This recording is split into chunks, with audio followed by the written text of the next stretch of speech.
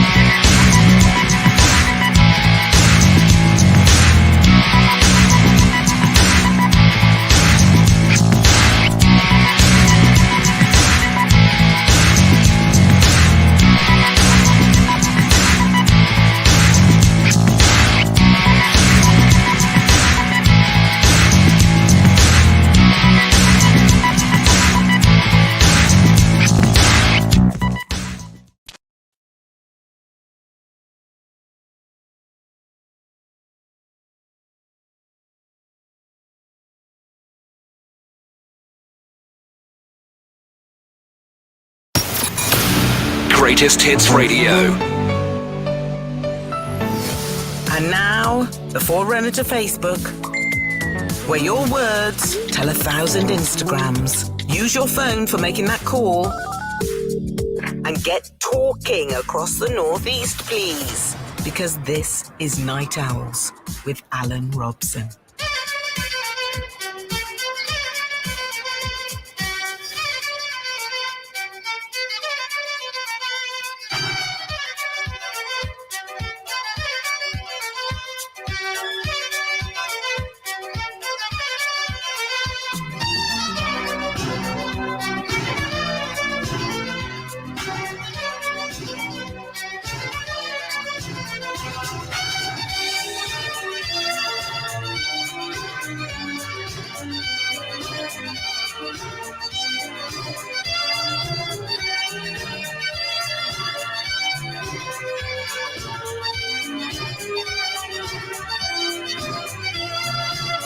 Hello, everybody. Welcome to Alan Robson's Night Owls. It is, of course, Greatest Hits Radio Northeast. So, what are we going to be talking about tonight? Well, I thought we would cover things that make you mad. Now, there's a lot of these, and I'd love to hear yours. The things that make you mad. Now, just driving in here, had a couple of cars that indicated right forever and never turned right. Gary Nichols says, when you can't open a plastic bag at the shops for putting fruit and veg in, yeah, you just can't get the end going. Absolutely. It's the same with bin bags sometimes, isn't it? And it's like, which end is this? Is it the right one or not? Ryan Denbury, noisy eater. Yeah, when people eat with their mouths open, drives them mad. We want to know the stuff that drives you mad too. Parking at a red light right in the centre of Newcastle city centre. And I was on a red. Two bikes drove straight past me, went straight over. Another bike, seeing them do that, came the other way, went opposite. On red. What's going on? Is there one rule for cyclists? Also, delivery cyclists, when they can't get on the road, they just drive at full pelt along the path past people. I know you got a job to do, but whoa, that's something. Flat packs, I absolutely detest. Diversions, you know, you've been driving for like an hour, you're 5 minutes from where you want to be, then a sign comes on saying road closed, follow this diversion. 30 minutes later, you still haven't got where you're going. Keep those coming in, please. And also, just to chuck in along, and I want you ringing up with things that you hate, give us a ring on 0191 488 3188. We'll get you on air. Or if you want us to ring you back and then get you on air or take the story you've got, you can WhatsApp us on 07863 431 837. Natasha says, when people sit at a dirty table when you haven't had the chance to clear it yet. Yeah, no, I kind of see both sides on there, mind that, because if you're standing waiting for a table and there's a scruffy table, would it be better that we sat down at it or just blocked the door? I don't know. Mike says, nothing worse than seeing people in retail look miserable when shopping. I work in retail, but I try to have fun. Oh, blimey. There's some awful stories about retailers and people in shops not exactly sounding great. But there's other things, too, that drive us mad. Your relative's ill, possibly terminally, and they say, well, hang on, I can't even go and visit my mother every day because the car parking, if you're there 4 or 5 hours, is 8, 9, 10, 12 quid. Oh, aye. I mean, even for the staff, they've got to pay, you know. I know, and that's even worse, isn't it? Aye. Goodness. It's no wonder that all of the roads within like 2 to 3 miles of a hospital is absolutely chocker full of cars. And there's other things. Bloody massive tellies if you can't afford to feed your kids. But she's got cats there and she's feeding them these little cat treats. They're about £2 a bag. The other thing that I don't understand is 40 cigarettes a day. Some people are smoking still, and that's not cheap, you know, so there's a lot of money going into things that wouldn't be in your food parcels, Prime Minister. Absolutely. Well, my son wants Nike trainers. Bloody lucky. Right. There's other things, especially the higher up the mountains you go. There's one woman comes with 4 collie dogs. She never cleans the muck up after them. there's umpteen people come up onto them heaps. Yeah. And, I mean, there's the kids come across there and all sorts, you know, and there's summer holidays and nothing. Yeah, and that dirt can blind them, Of course it can. And it's just ignorance, Alan, that they don't clean up after them. Something else that makes you mad, especially if you're in retail. Like, for example, if, like, you've just missed the sauce from, like, whatever your meal is, and then they're just, like, kicking off. I've had someone, like, just come in, like, dump his food and just, like, swear at me and, like, say, like, you know, sort this out, or I'm not effing this and I'm not effing that. And I'm like, well, I'm not being funny, but if you're going to swear at us, I'm not going to help you. Like, I'm not going to have any sympathy for you at all. Right. And we have quite a lot of young people at work, and it can be quite intimidating for them. So, like, I've got to sort of protect them as well as, like, people that are being aggressive. And we mentioned cyclists. If they damage your car, there's not really you can do about that. We can't identify them from the number plate they don't have. You know, that's the thing. So maybe it will be plating up every bike so that they can be identified. And what about going to pictures? And it's been a while since we've been to the pictures. £26.20. What? For two people to get into the pictures. £26.20. I sneaked my own drinking sweeties in, but I was looking around at the prices, and you know the sherry bags you can get in Asda for £1 each. You could get 2 bags of those for £5.50 in the picture. So you wouldn't even think it, would you? And you could get a drink and popcorn for £8. You're talking £40. Now, tell me the things that make you mad. Give Chris a call, 0191 488 3188, or WhatsApp him on 07863 431 837. Sue says, people who park in disability bays with no badge and then run to the shops. Absolutely. Mark's been on. What really gets me mad, when people stop in front of you in the supermarket, very annoying.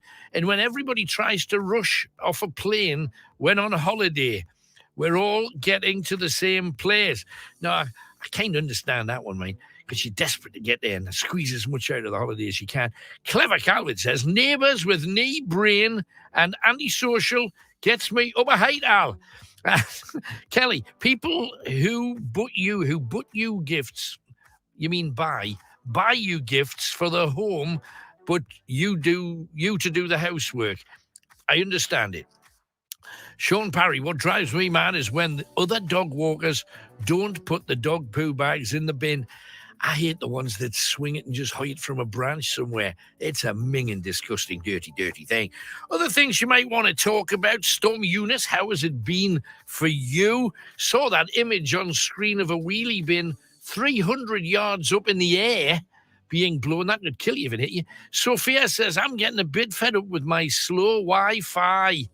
Yeah, there's a lot of anger. Buffering. Who likes buffering? That blasted circle going round and round and round. Also, now there's going to be a £9 million stealth tax, and 5 million of the lowest paid who haven't needed to pay tax before will have to pay higher tax. And another injection, another booster for over 75s. That's the 4th injection. When will this end? And also, 97% of dentists are now private. No hope for the less well-off who need NHS treatment. Holidays to rise by 25% in Britain due to the air fuel, fuel for the planes. Question mark. In Europe, we came out in Brexit. In Europe, they're putting it up 3%. In Britain, 25%. Could somebody explain why? And presumably the Europe's got a better deal that we stepped out of. Also, the DWP are going to take back £30 million from people who are the worst off in our society, which is shameful. Prince Andrew buys an end to his allegations, being body shamed for being too skinny. Jacob Rees-Mogg has quadrupled his wealth thanks to Brexit. Now he's making a fortune because he bought shares with the money that he made in Brexit with Russian gas lines and the Chinese pharmacies who are now providing us a lot of our drugs. Wife swapping is the key to happy marriage. 500 people claiming compensation for harm done with COVID vaccinations. Not one of them has been paid any compensation yet. Half term, any stories to tell? What's it like in your house when the kids are there full time? Blimey, I would imagine that's a battle. And of course, I thought I would add with the things that are mad. Can you come up with things you hate in songs? We set you a challenge last week and you were brilliant with it, most of you. Things you hate in songs. And I've written down crazy, in-laws, if you're an husband fan. We've also got the Beatles instead of Get Back, Flat Pack. Who let their dogs out? There's another one. Don't go breaking your phone. How long have you walked around with a cracked phone? How shameful is that in this day and age? Chris next door has the most cracked phone I have ever seen. Also, you give bitches a bad name. And I was only smoking, my friend. Oh, some people still not liking smoking. If you can put something you hate in a song, do it if you can. Let me have that too. We've got a lot to talk about and an awful lot of things to do, so let's dive straight in and talk to Julia. The Beatles wrote a song about her. She's up the mountains in concert. Hello, Julia. Hello, good evening. Nice to speak to you. And a pleasure too. So what can I do for a mountain woman?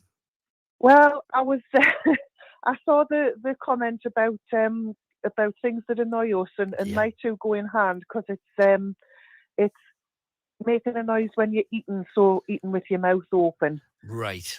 Gotcha. I mean, I can literally pick them out of a restaurant within milliseconds of sitting down. Right. And if I sort of catch them in my eye line, that's it. I've had it. I can't stop glaring at them. You give them stink eye. I do. I do try and sort of like sit with me back to them, but sometimes my husband sort of gets in there first, and it drives me absolutely up the wall. I am actually plotting my murder when I'm sitting looking at them. But what's really so wrong with a little bit of? Well, it might have gone in the mouth as a chip, but it ends up as a mushy bit of bleh, and you don't really want to see it sort of, being brought to the front of the mouth, and it's just all shades of wrong. Right. But you see, hang just a second. In some romantic films, Julia, and you've probably seen some of these rom-commy movies too, you'll see somebody who's eating something like a bit of cake, and then they'll kiss their partner and share the mushy, squidgy. Oh. What? Is that not romantic? No, and that's like, I want to vom. That's just horrible. Okay, your husband, you're in the pictures, and he wants to kiss you, but he's got his cheeks filled like a hamster with popcorn. Would you not give him a little smoochie? Not a chance in hell. I'd tell him to finish what he was eating first, and then I'd go in for a kiss. Yeah, but you're still going to get a little bit of flavour of the, whatever, salty or yeah, sweet. But I wouldn't be diving down his throat or anything. It would just be a peck, Right. If he stunk of something I didn't like the smell of, I wouldn't linger too long.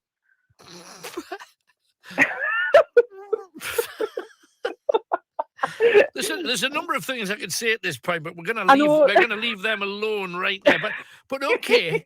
So, because if you think about what you're thinking about and what I'm thinking about, there's a hint of a double standard creeping in somewhere around here. But I understand what you say. With respect to it, though, you have never kissed anybody when you've got anything in your mouth. I mean, foodstuffs.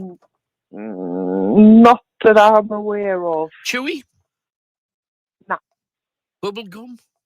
No, what if it dropped into their mouth? I mean, it's just like you wouldn't eat a sandwich and then like before you swallow it, take it out your mouth and ask somebody else to finish it off, would you? No, I get that. And as soon as you said the sandwich thing, my mind instantly went back to when I was just a kid playing football on a Sundays with my friends. We used to all go for the day up to a field, and you'd just play football for like 5 hours.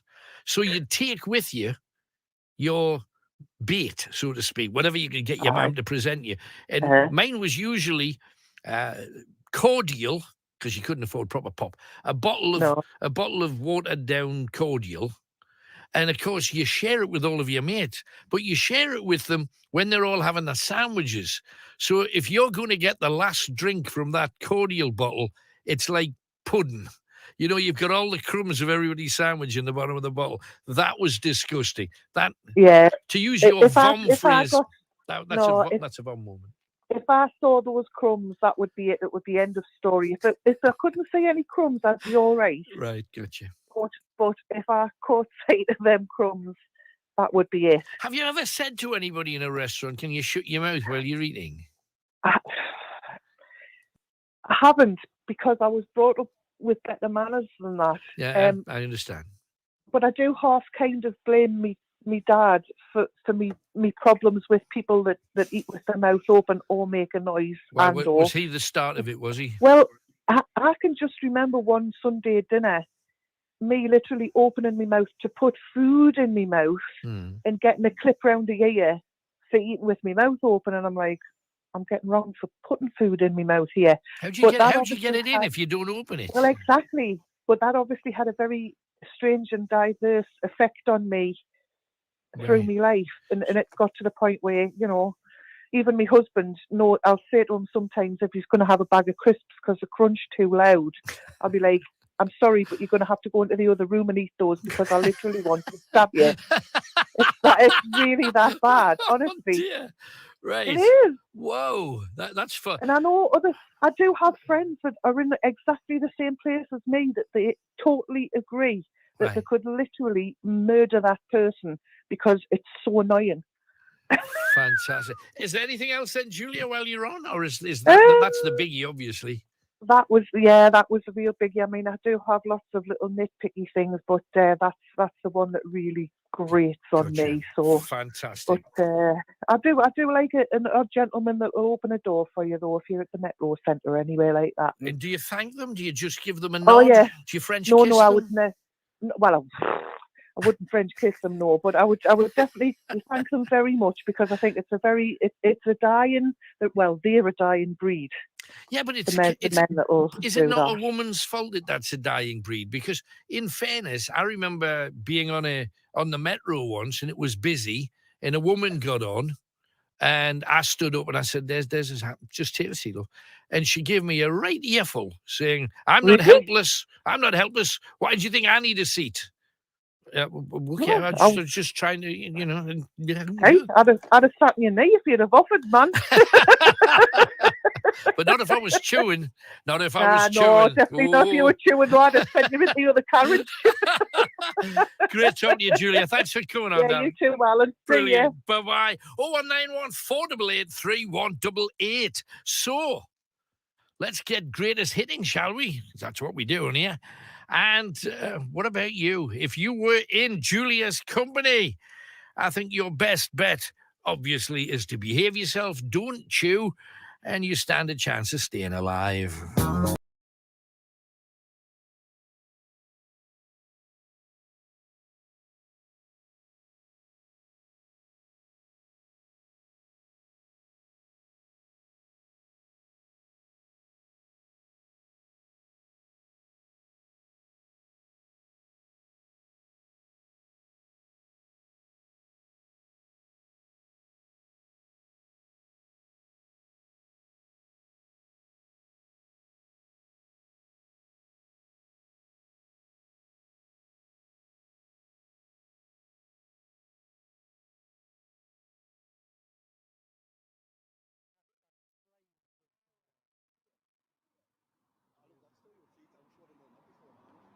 The high heels would have found them, wouldn't we? I might have it on here because I've moved on. Hi, everybody. Thanks for joining us. Now, I'm here with Kenny. I brought Kenny to an interesting place because we're, as Paul Weller and the Jam said for money, we're going underground. And Kenny says he's got no idea where we are. No idea where I am.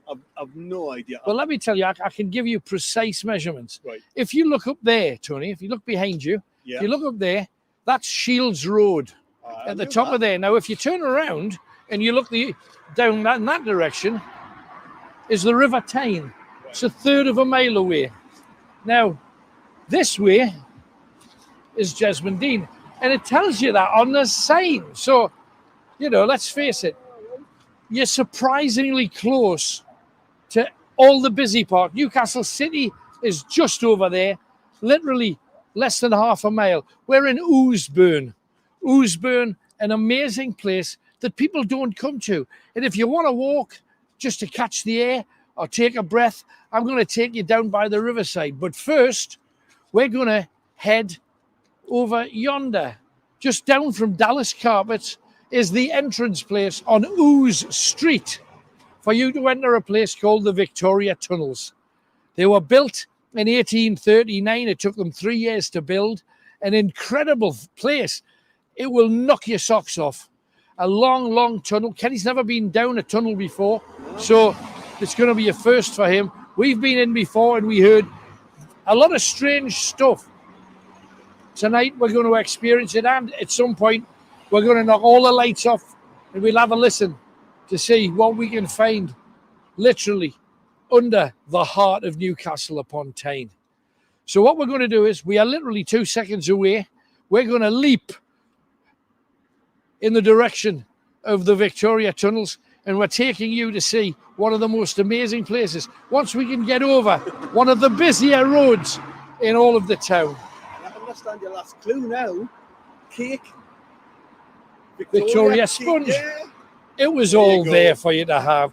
The hippopotamus is actually, because of this, along the sides here, when the tide goes out, quite often there's a very thick mud and a very thick silt. Right. And although they called it Ouseburn, Ouse meaning a nice place to visit, because let's face it, that looks very, in the heart of a city, it looks beautiful. Nice. However, Norfolk Broads. but Ouse has another meaning to most of us, and it's synonymous with a number of stories where people ended up dying in this small stretch of waterway. So we got an awful lot to tell you about.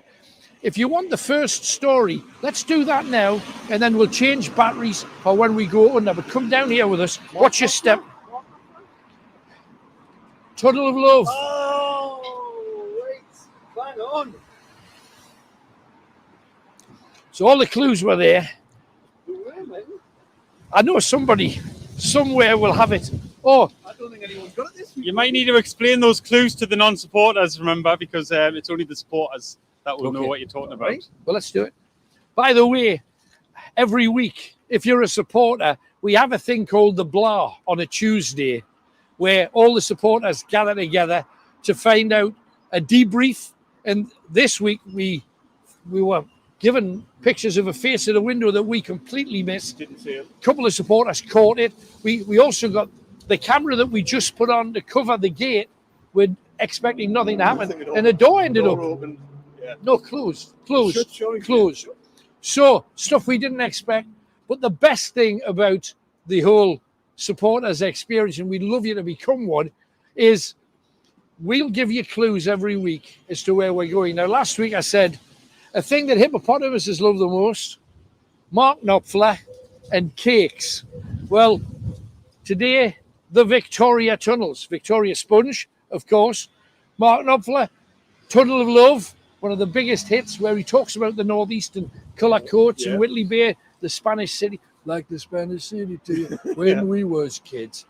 And the third clue was hippopotamus, mud, ooze. When was a hippopotamus happier than when it's oozing, when it's mud, glorious mud? Nothing quite like it for soothing the blood. So there were the clues. We'll have some more clues for our next place on Tuesday night when we do Blah, we call it, but it's a debrief of everything that happens tonight. But come and join us. And don't forget, if you do become a supporter, we'd love you to do that, you don't just get that ghost hunt, you get all subsequent ghost hunts, and you get all of the 30, 40 other full-fledged ghost hunts and debriefs that we've done. You get the whole lot. But anyway, come on down here. Always. Now, my nose is running because it's the storm. What's the name of the storm that's supposed to hit us today? Storm Dudley. Yeah, it's Dudley, then Eunice, or I think coming. There's always a storm. This is beautiful, man. This is lovely, and This is just right. Nice. Nice, isn't it? It's in between. It's not quite dark. It's not quite light. Very atmospheric. And I want to tell you, it's a ghost story that I found that I'm not aware of anybody telling before, because it's a Bristol ghost story. Ooh, Bristol. no. Now, if it was up here, we'd all hear it. This is about a boat like one of these. In fact, probably less like that, more like that. Right. Now, Bristol, if you've ever been to Bristol, you'll know it's on a river, lots of bridges over, and there was a boat down there called the Percy Robb. Percy and then R-A-B, but they called it the Percy Robb for some reason. Now, one day, a man called Doherty saw this boat, and it was just parked up like one of these. And the guy says, "I'm looking for a boat. I've never ever seen anybody on board that particular ship." No, come on. Don't worry. Thanks, Dana. He'd never seen anybody on board this particular boat. So he said, maybe the guy will sell it. So he came along the dock to a cabin where the guy took all of the fares, from like mooring fees. Yeah. And he said, "There's a boat up there. It's called the Percy Robb. Do you know who owns it?" And he says, the mooring guy says, "Nobody owns it." The voice of the North. Alan Robson's Night Owls, the phone-in that gets you talking. Don't know how many of you can remember a song called "I Am the Beat" by The Look. Good song. Well, instead of that, Josie says she's written about something that she hates. "I am the cheat." It's what happened to her with her man. Boo-hoo. Coogie Bear says, "Now really, I try to be philosophical and not let stuff annoy me each day as a gift. Lesson, you're a tracky-wearing, welly-wearing, balaclava-wearing, antisocial, dirt bike rider. Then you're scum of the earth. Then you really annoy me." Glad he's chilled about things. Andrew says, "Alan, one thing that winds me up is over and out." I can take that a number of ways. Beverly, what drives is people with no manners? David, "Hi Alan, I hate people leaving an empty loo roll and I have to start a new one that has too much glue on it. Very annoying." Oh, here's another one. Definitely not Laurie. When I go to get a chewing gum before I leave the house, and as I get it out of the container, my Airwick freshener sprays at exactly the same time and makes it taste like fresh linen instead of mint. Oh, blimey, there's a few here. Toon Mum, "It makes me really angry how Bairns always get free sweets and that at the pantomime. Just because I'm an adult, I get nout." Mike Amory, "Washing the dishes gets me upset. Would be better if I had a dishwasher." There you go. John Coates, "People, usually women, stood talking or smoking in doorways when others are struggling to get in and out. Fair dues." Mick Armstrong, "When you're sitting in a doctor's surgery with a big sign on the door stating masks are mandatory, then somebody walks in with none and sits beside you. Ignorant BXs. David again, "I hate people talking over you and don't let you have your say." There you go. Fair enough. What else there? And see if you can put some into a song. You've not been terribly good at that thus far. We got Becky. She is doing something very good for somebody who really needs a bit of help. Let's find out. Hello, Becky. Hiya. Hello, darling. I gather you are fundraising for somebody very special indeed. I am, yes. My little nephew, who is 3 years old, has rare and aggressive brain cancer. So what's the prognosis? What have the docs said about it? 1 in 4 survive. Right. So he had chemotherapy recently, and he's had a high dose and a stem cell transplant, and now he's been accepted for proton beam therapy in Germany. Right. So he's hopefully flying over next. I think we've lost Becky altogether. She was. Oh. Hello, you still there, Becky? I'm still here. Right. You hear me? You are cutting out a little bit. This proton thing that he's getting in Germany, what does that hope to do for him? hopefully to keep him alive, to be honest. Right. By doing what, Yeah. though? Because I've not heard of it before, proton beams and stuff. Yeah, it's a really intense radiotherapy. All right. Yeah. So did they discover it as soon as he was born? He's only 3. He's a tiny tot. No. Unfortunately, he started to have little fits, and then he lost his speech as he was talking. It kind of reduced. So my brother got him taken to A&E. Right. And when they found the brain tumor, so they took the brain tumor out. But obviously, they found out it was cancer. So. Right. So it's likely to come back, or it is starting to come back. Yes. Right. So they're trying to do their best to get rid of it completely so that the young chap can have as long a life as possible. That's fine. So how can people help you then, Becky? So on the 11th of March, we are doing a lovely guy called Chris who sold my brother a car. So he's never actually met Zach. Right. Sold my brother a car. He's now doing a football game, Prudhoe Town Football Club versus Riding Mill at Prudhoe Football Club on the 11th of March at 6:15. We've got my lovely husband is playing, Ben Amick, who played for Spurs and Sunderland. Gary Beadle's going to be there. Keith Downey's going to be there, and John Anderson. So, lovely. yeah, So, a good mixture of pros. So this is 6:15. What's the date again? 11th of March. And that's Prudhoe Town Football Club. If you fancy seeing a derby match, really, 2 local teams taking each other on to raise money for little Zach. It's a great cause. If you want to go down and see some of the old pros, it would be a lovely thing to do and raise as much money as you can. There's going to be a raffle and an auction, and part of the auction is, Newcastle football strips that have been signed and stuff like that. So that should be a great night. Well done, Becky. Thank you very much for coming on. I hope it's a huge success. Take care. Bye-bye. How about that? For little Zach, 3-year-old, blaming to be facing that. It just makes you realise how lucky you are. Little 3-year-old got that kind of thing to battle before he's even going to start in life. 01914 488 3188. There's a Just Giving link we've just put on Facebook as well. If you can spare anything at all, I know that things are tight. If you can, that would be great. Other songs. We had a couple of songs in.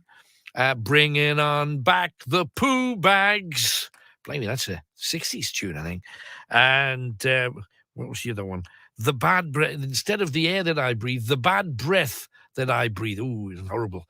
And isn't it funny how people with bad breath never stand 2 yards from you? They always come right over. Hi, Alan, how you doing? 0191 488 3188. Things that make you mad. Sandra's got one. Hi, Sandra. Hi, Alan. Hello. So what makes you mad then? It's people on television presenters who can't speak proper English. Give me an example. Drives us nuts.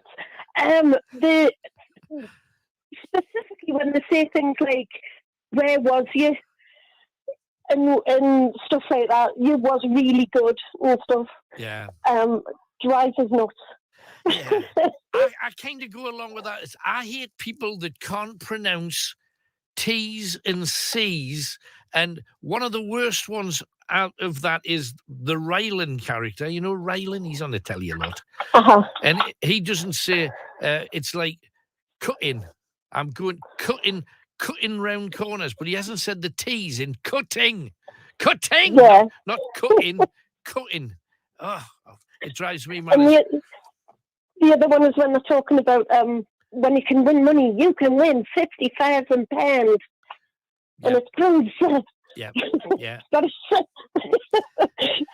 it doesn't bother us like ordinary day-to-day life, but when people are being paid to talk on the telly, they should be talking properly. They should speak English for you, absolutely. And pronounce. You see, I don't mind accents at all, but no, absolutely not. You can speak with an accent and still say words properly. is the key. Exactly. Yeah. No. Is that the only thing? Have you got any more, Sam? Oh, loads more. But that was the only one I thought of at the moment. No, that's fine. Thanks for joining us anyway. Great to hear from you. Yes, Alan. Thanks, Bye. Sandra. Bye-bye. She's got thousands. Well, as you can imagine, Pauline came on and she said the thing that she hates is when she goes to a toilet and somebody's had a poo, and then she comes out of the stinky toilet and everybody thinks it was her when she's just had a wee. There you go. Alfie said scraping a new car. He bought a new car 3 days ago and he pulled up at a particularly high curb right way along the side. 01914 488 3188. What makes you mad? We want to hear these things. And you give us a ring right now and let us know. Our next call is Adam, and he's in South Shields. Hi, Adam. Hello, Alan. How are you? I'm very well, mate. Thanks for calling in. What can we do for you? I just want to put a bit of promotion out there for my daughter's dance school. Okay. Melanie Moore in the marketplace down South Shields. Right. They've been asked to go and do a competition in Ireland, and we're currently fundraising to help get the girls over there so none of them miss out. Brilliant. It's like a fantastic opportunity for them to go like kind of international. Yeah, and I just want to put the word out there to see if anyone would help get involved with the fundraising. Yeah, if there's any South Shields companies who would like to sponsor, how much money to get them all over there? Because it's not that far, Ireland, in the grand scheme of things. How much is it to get them across? It's not that far, but I think we've worked it out on like about 60 people, including flights. It'll probably be about £6,000. Whoosh, right, so it's $6,000, but that gets everybody across, gets the competition dealt with, and gets everybody back home safe. What can they win if they win the competition? They're all danced individually. It ranges from girls that dance in under sixes up to the age of youth adults. Right. They dance in fast and slow against other girls from like all over the UK. Brilliant. They dance quite well. I mean, my daughter's dancing with them in Bridlington next weekend. Right, great. I mean, they go all over the northeast and far afield. They go to London, Scotland, but this one's a really big competition in Ireland that they want to go to. And yeah, it's not like you can just load a van and drive there. You've got to get across the sea somehow. Have you thought about contacting one of the ferry companies to see if they'd be prepared to take you over free? I've messaged the only airline I know that flies from Newcastle over to Ireland. No, what I'm suggesting is the ferry companies, because maybe they could take cars over and they might be prepared to do it for you either for nothing or very, very cheap. I'm just thinking, what's the quickest and easiest way financially to get you up? Because once you're over there, then you've got to sort accommodation out. So it's still going to be expensive. Or do they provide anything at all, these competition runners? Not as far as I'm aware.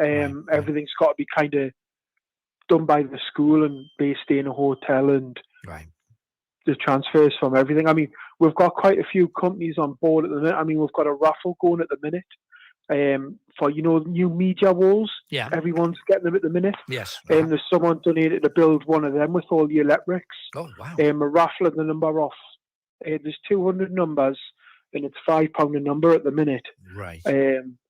So that'll hopefully raise £1,000 if we get all the numbers sold. Right. So we've got that going at the minute, but it's just to see if anyone would like to come on board. And I've got a GoFundMe page that I think that you can post for us to help if anyone wants to donate either that way as well. And what exactly is that? GoFundMe. It's just if people want to make like a small donation, £5-10. So how do they find it? We'll send it round happily, but it's GoFundMe what? Because usually there's a thing on the back. Yeah, the link I've sent it to your team. Great. Yeah, who will post it for us, please? Hey, no problem. Well, we keep our fingers crossed for you. I would still suggest that to get you across there, maybe a ferry company, because there's ferry companies that go across to Dublin and go across to Belfast. And Ireland being the size that it is, you can get most places by road fairly easily. Is a thought if you can't get the flights. If we Yeah, get a definitely, I will do. If we get a sponsor that covers the $6,000 and it's just done deal gone, and they can write it off against their tax, that's the plan. Because that's what people do. If anybody fancies getting involved, South Shields, this is your very own dancers. If you want to sponsor them, it's $6,000 for a competition. Can you do it? Oh, I've just been sent the details. There it is. It's GoFundMe/BE241F9F. If you, but the link's there. If you just want to tick on it, it's on our website as we speak. So let's see what can be done. Let's know how you get on, Adam, please, if you will. Yeah, I will do. I'll message back in April once hopefully they've been over and done it, danced and won. And won it. That's the plan. Thanks very much, Yeah. mate. Look forward to it. No problem. Take care, Alan. Bye-bye. Bye-bye. Nice guy. And Tracy's been on. I emailed a few weeks ago. We were looking for home carers, and we're still looking. I work for North Haven Care and Support. We cover South Tyneside and some parts of Sunderland. We're still seeking home carers to work around these areas. There's a really good bonus for people coming and working for us, such as £1,000 or more. The rates of pay are excellent. You get paid travel time. So if anybody would like a change of career, or if there's anybody with experience who would like to join us, please have a look on North Haven Care and Support's Facebook page, or apply on Indeed. Thanks again, Alan. Tracy. So there you go. Some jobs being advertised. A lot of people looking for work. Is that something that you reckon you could wrap your life around? 0191 488 3188. Now, I know I've got Claire coming on. I've been sent a photograph, and I don't know what I'm supposed to look at. Hang on, let's talk to Claire and find out. Hi, Claire. Hi, Alan. You all right? I'm good. You've sent me a picture. Tell me what I'm looking at. Right. If you zoom in the mirror, hang on. You can see. Oh, I've zoomed. Oh, there's a black figure in the mirror. Yeah. That's my brother standing next to him. But there's not another person next to him. No. Oh, what the hell is that? We're there for the weekend. Sorry, I can hear you. No, what a capture! What a capture! That's great. Yeah, we were there for the weekend. So picture was took in the morning. We're leaving. Right. My dad said he could feel something cold under his hand, so I took a picture, and that's what you were caught. Yeah. Because realistically, that figure would have been behind him, obviously. Yes. Just off picture, but you catch the brother-in-law right now. Did the brother-in-law feel anything? Because that's a black figure. That's crystal. Yeah, no, nothing. But we had a weird weekend that weekend. So it was the most active we've ever had. Wow. So it was a big group of us going. Uh-huh. And on the Friday night, we're in the coaching room. And we did like a Ouija board, and it come up saying Paul's going to get hurt tonight, which is my brother. Oh, lovely. And was he? So, yeah, it was. We all were laughing, and as you do, and we all like end up going to bed. And then early in the morning, there was a brain on my door, and it was your brother who was in agony. He ended up in hospital. Yeah, stomach pains on morphine. Yeah. What? So whatever you got knew that was going to happen then? Yeah. He didn't. He was in hospital for a day, and then he went on to have stomach problems for a while after that, and it come out that he had twisted bowel. Cheapers. So okay, let's say that this is real, because let's face it, you got a message saying he's going to suffer a lot of pain. Prior to that, he hadn't had any tweaks or anything. Nothing. Oh wow, Nothing that's cool. It's in its way, it's cool. But how would something dead know? But proof's in the pudding. How's his bowel these days? Is he pooing sweetly now? Yeah, he had to have part of it removed because it was twisted and it died. Yeah, so but he's fine now. Oh, wow. You don't want what you poo through to die on you, do you? Blimey. That's part of it removed. Yeah. But it said I'm going to hurt Paul. It wasn't like Paul's going to get hurt. It said I'm going to hurt Paul. So something twisted his bowel, or killed his bowel. Question. You've got this. I know how pooing works. done it all my life, frankly. And it's a long tube that you go through, and while you're going through it, there's various goodness being sucked out of whatever you've eaten. If you cut a lump out of that, do you poo faster? I wouldn't know. You're gonna have to ask him. We need to know the answer to these things. But you said this was the most active Chillingham you've had. Yeah. Brilliant. Because that picture was took in the coaching room. Yes. And it's clear as day, though. It's not like, and I've kind of made it as large as I can on my little screen that I've got here. I'm not able to see much detail. Were you able to do that on your screen at home? No, just zoom it in, but it looks like my brother's 6'6". Right. So it's quite a tall. Looks like quite a tall gentleman with dark hair, doesn't he? With black big black claws. Yeah, no, absolutely. But it's crystal. I don't know whether Tony, are you able to put that photograph on there, or if you can, and. It's already been on, I've been told. I beg your pardon. So people have already had a look at it. But that's tremendous. Thank you very much for coming on, Claire. All right. Great to see you. Take care. Bye-bye. How about that? Oh, there it is. It's back up again. So the figure is, you can see two humans, and then there's a dark figure that is almost the same size as the 6'6" brother-in-law in the mirror, just beside the third chair. Wild, absolutely wild. Love it. 0191 488 3188. But we're talking about things that make you mad. We got Michael in Ashington. He knows stuff. Hiya. Hello, Michael. Yeah, well, hiya. Well, who's living in Ashington? I've obviously got a lot of things to talk about. Go on in.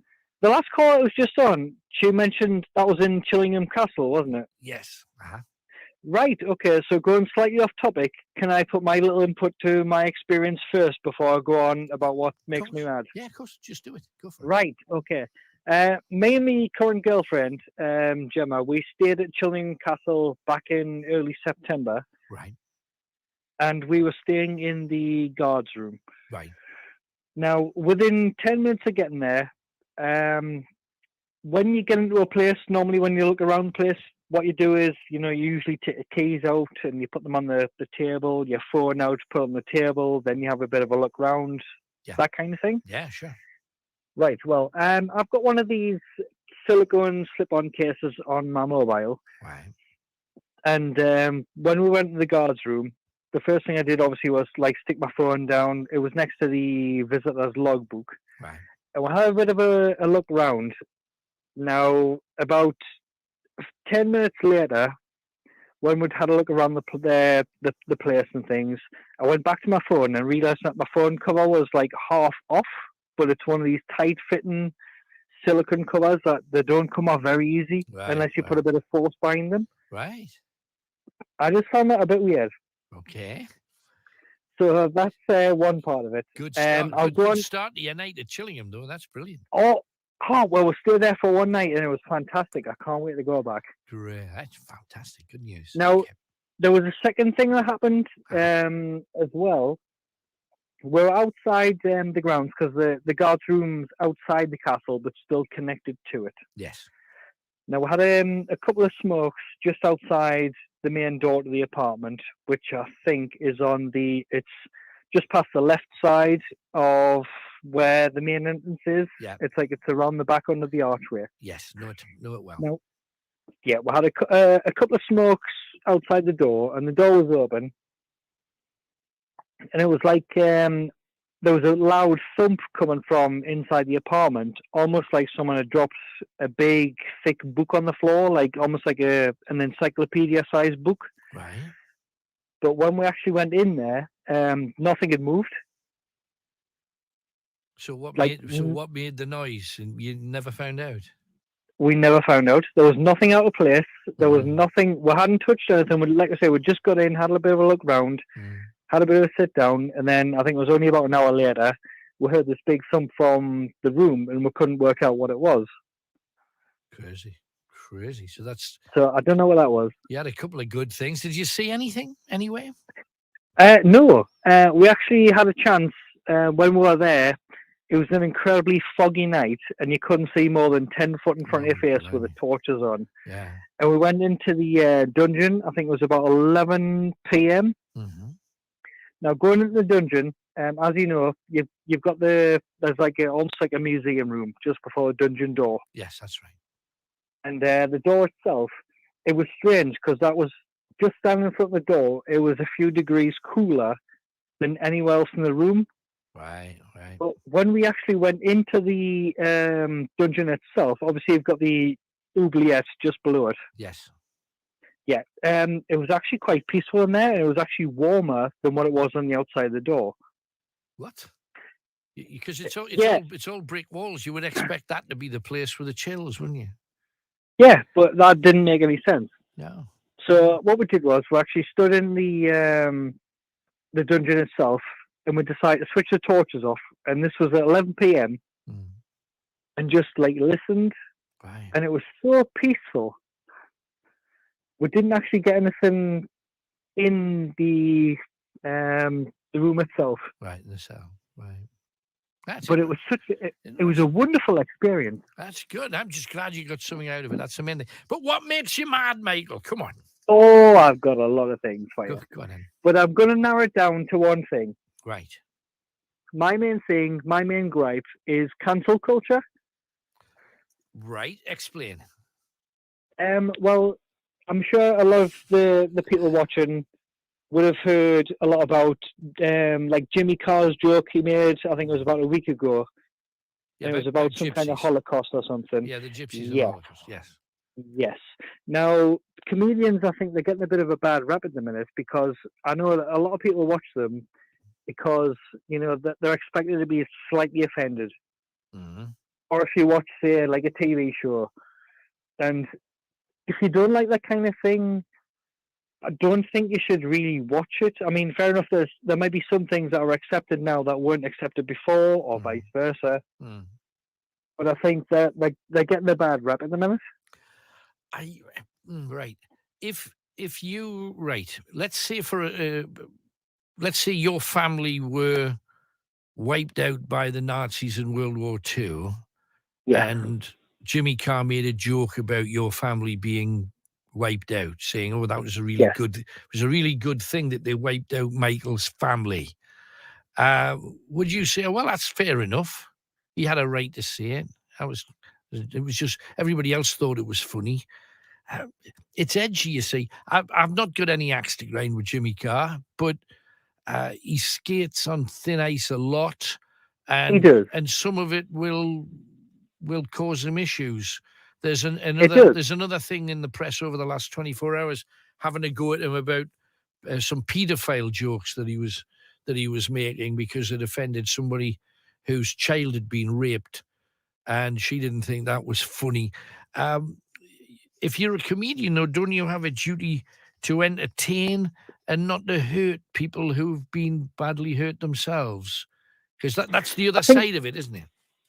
It is, and I totally agree with that.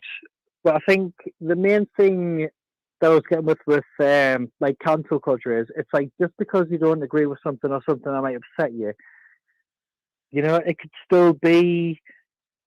What's the way I'm trying to say it? Yeah, but you see, with the gypsy thing, a lot of gypsies lost family during World War II, during the Holocaust, because they were, along with the Jews, along with people of colour, along with homosexuals and disabled people, they were all wiped out in, you know, everybody hears about the Jewish side, but there was a lot of other groups that Hitler decided he was going to wipe out. He wanted perfect people. He didn't want people that he considered that were not perfect, and he classed gypsies in that group.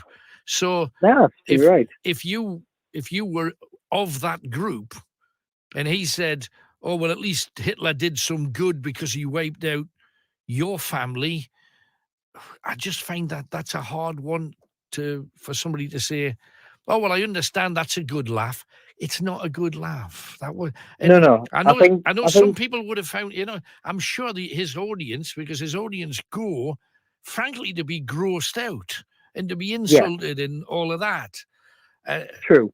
just if you watch it, I think Netflix made a big deal of it because this is Jimmy Carr, the worst, the nastiest, so they played on the fact that it was going to be wicked, and it was wicked. But if you're going to be that wicked, you're going to offend people. But Jimmy Carr must know that, surely to goodness. He's been in the game long enough. No, I know that. Like, I know, like, some comedians go the extra mile to offend people. I mean, I know Frankie Boyle did it. Sure. There's a lot of comedians that sort of do it.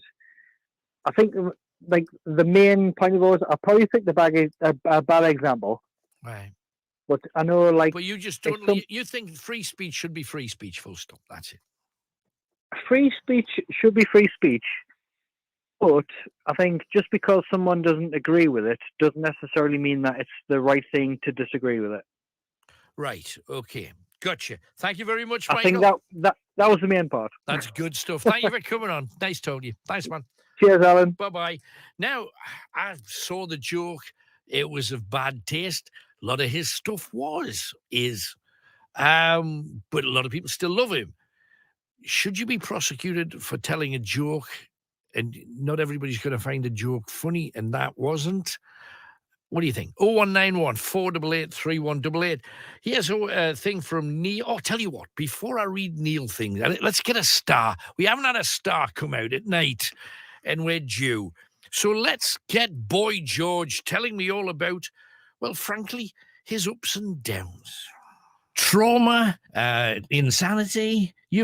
My goodness, and then in the middle of all of this and false accusations and prison and da-da-da, in the middle of it all, they write an A-Team episode about you. It's like a Fellini film.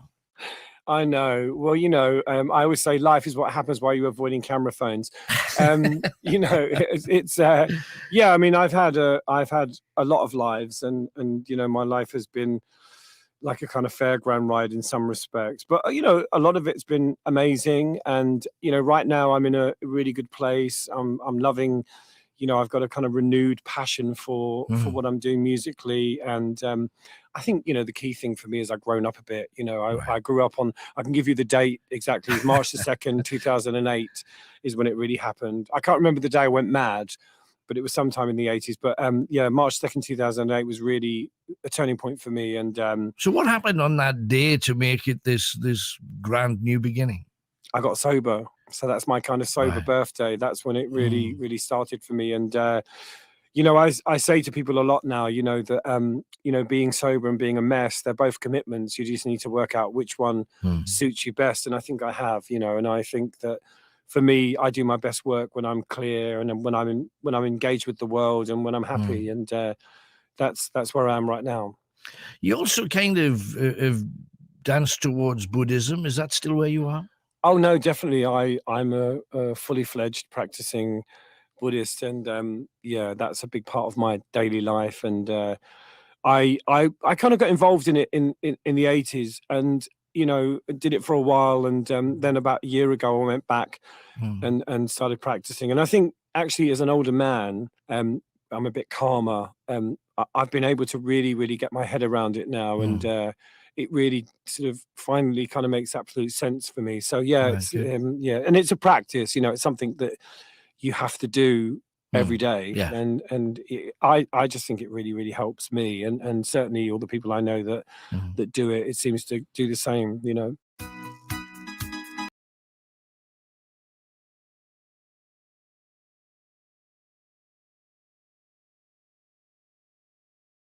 About 2 years ago, and it's just sat there ever since. And he says, well, I'd like to buy it. And this guy says, well, we'd quite like rid of it. So if you give me a little bit of money and suddenly one day it's not there, you'd have to register it and do all the necessary. So this man called, it's either Doherty or Doherty. It's not with a C, Doherty.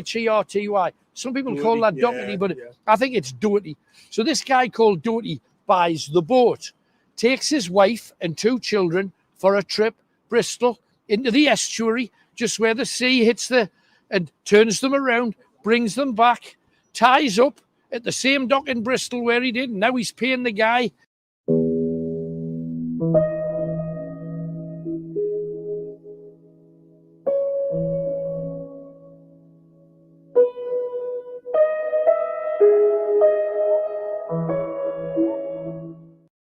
every month for rental. Then one day he doesn't show up. He doesn't pay his monthly fees. And the guy's saying, well, where is he? It's the same as the last thing. Yeah. Then the guy went on board the ship and he found the man and woman and 2 children dead on board the ship. Now, there was this. Do you hear that? There was a squeak there, wasn't there? A bell. Is that what that was? That was a bell. That was weird. Lovely and atmospheric, man, when you're talking about a ship's bell going off. Yeah. So anyway, then. Jesus. What was that? What was that? What is going on? Now, off camera, we heard an explosion kind of thing before, didn't we? Is that what it is? Is it that? It might be that. There's like a plastic thing hanging from the bridge. There. It's like someone threw one of those. Banger thing. Yeah. So anyway, they found the bodies. The guy went on board. When he was in there, he got a weird kind of smell, and he thought, is this so? Because sometimes in rivers, you get gas coming up from below ground. Yeah. So he thought, well, maybe it's that. Maybe it's gas that's taken the lives of these 4 people. So once again, the boat's up for grabs. Nobody owns it. And you end up having a situation where nobody's paying mooring fees. So the guy from the mooring thing just wants shot of it. So this other guy comes up. His name was Ray, but he was from the northeast. And he says, is that boat back again? He said, yeah. Now, this guy, Ray, was selling a boat that he'd done up. Right. And the guy who wanted it was in Bristol. So he'd taken a boat all the way around the British, a long way around, all the way around the British coast, round Cornwall, up to Bristol, sold him the boat, made a big profit. And then he sees this other little boat and he thinks, it's a bit knackered, but I could do that one up. And I could sell it just the same. So instead of getting like a train back, he decides, I'll take the boat and I'll take the boat back. He gets back up to this river, parks it here. This is why it's so juicy. Okay. He parks it here. He does the boat up. It looks amazing. And then one day, the guy's late for his mooring fees. Now, the guy here who does the moorings knows nothing about the previous stuff. Right. The Percy Robb, a new boat. He's only been here a month and he's not paying me. What's that about? So he goes down, and do you see how this second boat, if we walk along a little bit, if you see the second boat, you see how it's got like a little bit of a mast in the middle? Yeah. Just above the pink door. Well, this was probably... We're being harassed with gunshots, it sounds. Wow. This was a boat though, and it had a major mast in the middle, possibly as big as this guy over here. You see there's a slightly bigger boat around. We're being flagged at. And careful, Tony, there's some joggers coming down just as we speak. Hi.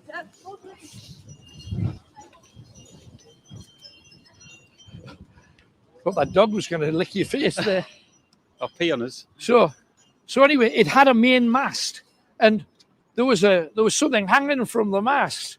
And when he got down to the bottom and got on board the ship, there was a rope hanging off the side of the ship, and on the end of the rope was Ray hanging by his neck, and he was dead, and he was on this river, Ray. Now, so Ray didn't have the ability to sell it. So rather like it was on that river in Bristol, I think it's the Avon, isn't it, in Bristol? The Avon, isn't it? The Percy Robb just lying in dock. What the hell is going on here? Are we getting shot at? I heard 2 gunshots. It sounded like gunshots. Anyway, woo. I got shot at once in Kosovo, not in Kosovo, in Slovakia. I did in Leeds. Oh, so, once again, the Percy Robb's on a river. Nobody owns it because the guy's dead and he didn't have any family. So the guy who does the moorings said, well, I might as well just sell it again. This guy came up, his name was R. Glass. Mr. R. Glass bought the boat. And he went out to sea for his first voyage out of here, up the end of the Tyne, into the North Sea. He got 100 yards off the beach and the boat sank and he lost his life. Now, it was said that there was a poltergeist that had possessed the boat. So it wasn't like a ghost haunted the boat. It was attached to the boat. Now, of course, it's lost at sea. What does a poltergeist do? They claim that along this riverbank, there's a troublesome spirit. And what have we just heard? Bells ringing, gunshots, bangs. Who knows whether it's that or whether it's coincidence, but it's a hell of a story. The poltergeist of the Percy Robb. Doesn't it? That is a weird. Do you see that? It looks like flame close to the bottom. Amazing. This is the home of Alan Robson's Night Owls. With the voice of the North. Greatest Hits Radio. Now, we've been talking about things that drive you mad, and we want some more of those stories. So pick up your telephone or WhatsApp us on 07863 431 837. That's the number. Get in touch with us. We can call you back. Or 01914 888 3188. I have your first clue because we're giving away our drinky things. If you want to win one of our collector's items, we'll be dishing that out in your direction. However, it's a non-spill Night Owls Cup. There you go. That's our What's It competition prize, branded with the name of the show, so if you would like it. But I'm going to give you 4 clues. Each clue gives you the name of a hit, a greatest hit. And you've got to put the 4 hits together and tell me who had a hit. Whose hits? Whose hit was it? Okay, the first clue is this. Here we go. Christopher Lee's Dracula films are a good example of these. Okay? Christopher Lee's Dracula films are a good example of these. Okay? A good example of this, I suppose, would be even more grammatically correct. Christopher Lee's Dracula films are a good example of this. Of this what? The answer is the name of a hit. Write it down if you can work it out and put down a few things that it might be. And then your next clue might bring you closer to whose hits it is. So, right on from there to an email that I received from a guy about his brother. I'm going to read it to you. Alan, I'm so proud of my little brother and his fiancée, Katie Walker. Since leaving the RAF in 2011 and suffering from PTSD, here's a few of the many people's lives he saved. Apparently, he says, well, anyone would do it. I'm not so sure. Then there's a whole list of things, and he says at the end, once a soldier, always a soldier. Not all heroes wear capes. And he is sending a message all about a man called Jordan. Jordan's in Gainford, and he's on the end of the line. Hello, Jordan. Hello, you all right? Yes, I'm good, mate. Good to talk to you. How long were you in the forces for? 3.5 years. Right. So can you name the regiment? Is that okay? Yeah, I was in a 34 Squadron RAF regiment, part of the RAF. Right, gotcha. Now, you come out, you're suffering from PTSD, and you find yourself in need pretty much everywhere you go. Blimey, you've gone through the mill of stuff here. The first thing was resuscitating a man in Whitby. What's the story there? So we went to Whitby just for some fish and chips from that Magpie, which is always good. So we turned up there and we parked up, and where the car park is, there was just a guy on the floor. There was a couple of people stood around him, and he wasn't responsive. So I went over, checked his signs, and seen that he wasn't responsive to anything, and his heart rate wasn't really there either. So we called an ambulance straight away, and then started giving him CPR just to bring him back round. And usually it doesn't always work. It's sort of, you just got to hope for the best. But this occasion it worked. It brought him back round, and within about 3 or 4 minutes he was back, and he was responsive, and he was talking, and the ambulance turned up and took him away. So terrifying moment for him. And I kind of agree with your brother, because an awful lot of people would have seen that, and they would be the ones standing around hoping there was somebody like you who would come in and actually do it. I think there's more watchers than get involved, than people that get involved. So well done on that. And then there's another one. You happen to be in the London Underground of all places. What happened? What happened there? That was an elderly lady. She was trying to get onto the tube and she fell in between the gap. You know the old mind the gap. She didn't mind the gap on this occasion. So she went down and snapped her leg. I was with another lad from the regiment, and she'd gone against the metal part of the train and snapped her leg, more or less to the point of no return, really. And but she was stuck because the top part of her leg went down. So we had to pull her out, but without damaging the leg. Further injury to her, because as soon as you get involved, you're then responsible, whether you like it or not, or legally or not. You sort of, I wouldn't want to pull someone out and make them worse than they were. Oh, blame you. Of course not. You just react to the situation, and we got her out, triaged her, and waited for the paramedics to arrive, and just kept talking to her to keep her reassured and stop her going into shock, really. No, for sure.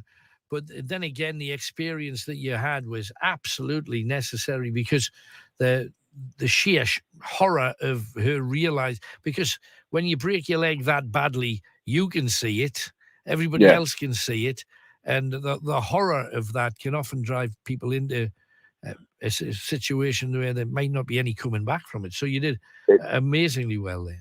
It's usually the other people that get more affected, and a lot of people don't tend to take that into account. Like with something that's happening at the time and there's an injury, a lot of onlookers go into shock, and then they can cause just as much of a problem as the person that's actually needing treated. So you've got to manage that as well. But it's just natural. Like the same as if someone falls over, you pick them up. But I don't really tend to think about it.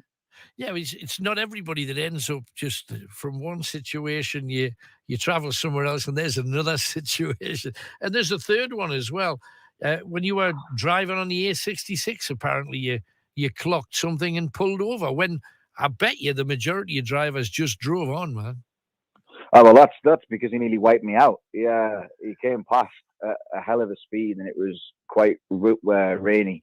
And he just started aquaplaning and lost control and hit the curb at the side, and then spun the car and went into the bushes.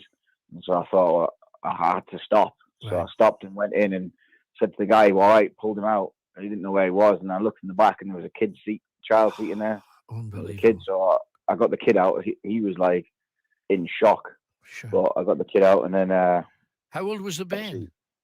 Must have been, we're probably about the same age as my son, maybe 2.5, 3. Oh, blimey, just a tot then. Cheapness. Yeah, but why would you go at those kind of speeds when you've got a little one in the car? Honestly, it pickles me. Like I don't like going with my son in the car most of the time, because you've got responsibility for someone else now. Like it's a little thing that relies on you. Precious cargo, man. Absolutely. But once again, you are there, side of the road, looking after everybody. You're again an emergency service all of your own. It's incredible. And the question I wanted to ask was: you're helping everybody out, and yet at the same time, you've been battling with PTSD. How did that show itself when you got free of the regiment? I think I just sort of found it hard to adjust, being back into like the normal life where you're not on standby to try and help people, or you're trying to carry out certain objectives. It was just hard to adjust back to normal life, and I found out I was getting a bit more moody and a bit more stressed, and things started to like repeat on you a little bit. And then, like, I'm not afraid to admit, I'll say it on the radio, like there's no weakness in asking for help. No. I think that I consider myself quite strong-minded, but when you need help, but not enough men do it. It's like quite a stigma attached to it that you're weak, and a lot of things in the military, people force you not to show weakness. But I think if anybody needs help, they should just speak up. Like I would always listen to someone, and it changed my life. My son being born made a big difference. My family were a massive support, and doing this stand-up comedy, like when you do that stand-up comedy, you're somebody else. So that saved me in a way as well. No, and also I would imagine Katie, your fiance was also mentioned.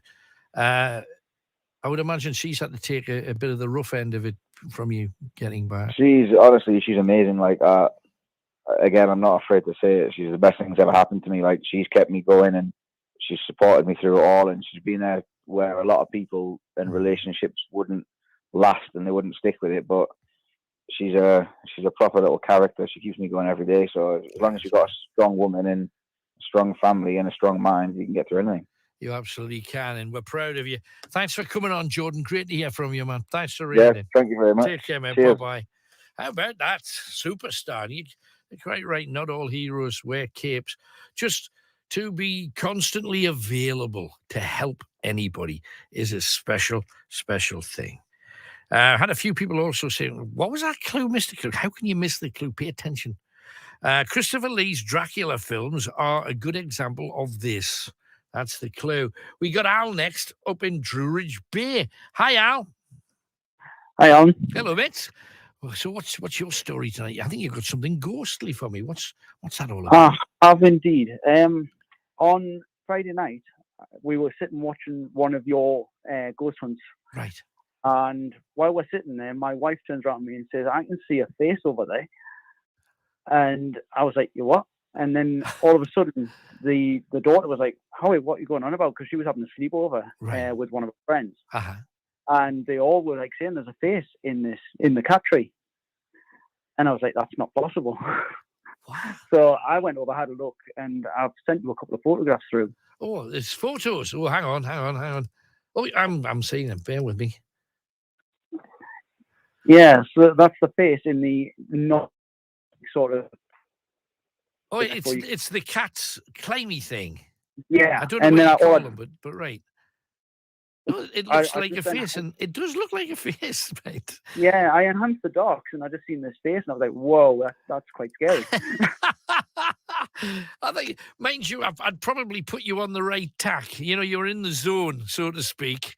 But yeah, I can't imagine your cat stood there, like Leonardo, trying to put a nice face in there with his claws and his paws. I would say he's either one good artist or not. You know what I mean? But it does look like a face. There's no argument with that. That's amazing. It's not the only thing that happens in this house, you see. So right, there's like clocks fall off walls deliberately. Like there's this sort of like fly off. Right. The daughter's clock that's never worked in her room started working the other night. What? So you've had a catalogue of stuff just over the weekend. Yeah, and then whenever I go to the downstairs toilet, shall we say, I get this basketball just pushed towards my feet. So it's not the cat. It's not the cat winding you up. It's not the cat being Picasso. That's cool. I mean, is there any history with the house? I mean, were you aware of anything when you first moved in? No, not at all. No. Not at all. I do know that when we first moved in, about 3 months into living here, there was a young girl standing in the doorway of the bedroom. And that kind of freaked me out a little bit. So I moved the entire bedroom out and I've never seen her since. Right. Oh, that's interesting. Interesting. So while that was a bedroom, there was issues. And then when you moved out of there, then everything's been fine. I just moved it around and it disappeared. Right. Interesting. Hey, it's funny because, we talk about how when you move furniture around, quite often it can kick a ghostly happening to occur because you're changing the energy of a room. And it's interesting because maybe you disturbed the energy and then when you changed it round, you returned the energy to the way that it was previously and suddenly she's not got an issue with you anymore. That's great. Hey, I class that as a result while we were doing the ghost hunt for you to get all of this other stuff. That's brilliant. Hey, thank you very much. Anything else, Al, while you're on? No, that's it for me. Good, man. Thanks for calling. How about that? And if you haven't joined one of our ghost hunts before, we'd love you to watch one, maybe become one of the supporters to help it build. And that's on a Friday night from exactly 9 o'clock onwards. And then if you become a supporter, we let you watch the rough version on a Wednesday when we're actually doing it. David's been on And he sent me a thing about for the next Prime Minister. It says, Rick Astley for Prime Minister. He will never give you up, let you down, run around, desert you, make you cry, say goodbye, tell a lie, or hurt you. You'd vote for Rick, wouldn't you, if he did all of that? And I've met him a few times, and he's a nice lad. Yeah, I'd definitely prefer him to what's in there at the present moment. Also, we got an anonymous person. He's interested in starting a relationship, but he's got autism. And should you go online to try and find somebody or not is the question that he's asking. 0191 488 3188. And this one from Neil. In response to things that make you mad, I have one that I think is justified. It makes me so mad when you see people in toilets and they do their number one or number two and just walk out without washing their hands, especially in places like McDonald's, where they do that. Come out of the toilet, dip their hands into their chips and smother those germs all over their Big Mac. Disgusting, says Neil. There you go. And we want your call. What makes you mad? Get yourself in. Time for a little piece of music. Might as well get another star out at night. Once a clothes seller and a jeans folder-upper in one of those boutiques that they used to have, trendy boutiques in the 70s and 80s. Well, 70s certainly. David Coverdale from Whitesnake. I asked him about best and worst things. Best and worst moment in the business so far? Oh, too many to count. Too many to count. Up and down. There's no loyalty, no foundation of friendship. There's no respect anymore. You create your own environment, which is what I did a long time ago. Yeah. And if I don't care who it is and I don't care what it's for, I won't take any BS. Right. No, that's good. That's from anyone. Yeah. It's I've worked long enough and hard enough and grown up enough to turn around and say it's not worthwhile. Yeah, for sure. What's the best bit then? Best moments? You got any highlights? The best moments, the birth of my children, the marriage to my wife that continues in bliss on a daily basis. Yeah. You've just always learning to drive. Learning to drive was another one. Because I'd always been driven. I'd been driven since I was like 14. And I always liked the Source, of course, so probably would have had to leave the vehicle wherever, But I learned to drive when I was 35, and I love it now. I'll drive down to Los Angeles and back to Tahoe rather than fly down. So I'll do a 7-hour drive through the desert and stuff rather than fly down in an hour. Anything you miss from home? Anything you pine for when you're up that mountain? I have Yorkshire tea sent to me. I don't drink Newcastle anymore. I dream of it.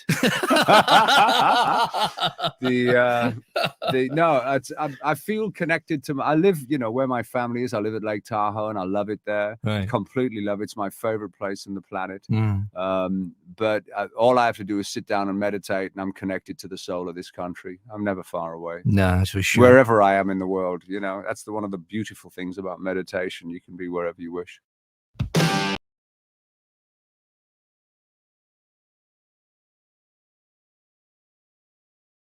For literally 5 minutes, we're dashing up across the road where we will be talking to you in literally 5 minutes' time. Make sure you share. Kenny, show your bosom to these guys, and you get yourself a wonderful, one of our near legendary Night Owl badges. Not plastic, they're proper metal in everything. So if you would like one, share. Get as many people to join us as possible. We're heading across to the tunnels. Let's get down there.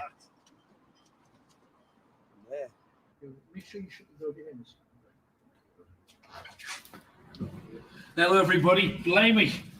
Windy, blustery, crazy out there. Get that door closed behind us. This is the wonder, and you need your hard hats.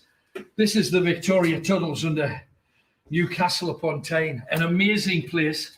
It was built in 1839 with the idea to take coal from the Lees's colliery to the Staithes. Now, the Staithes, as Kenny knows, because you're a Dunstan lad. Dunstan boy. The Staithes here was a place where you could put the coal on board ships and transport it around all of the United Kingdom. This from Wartime. We'll be telling you a lot of stories about World War II associated with this amazing tunnel.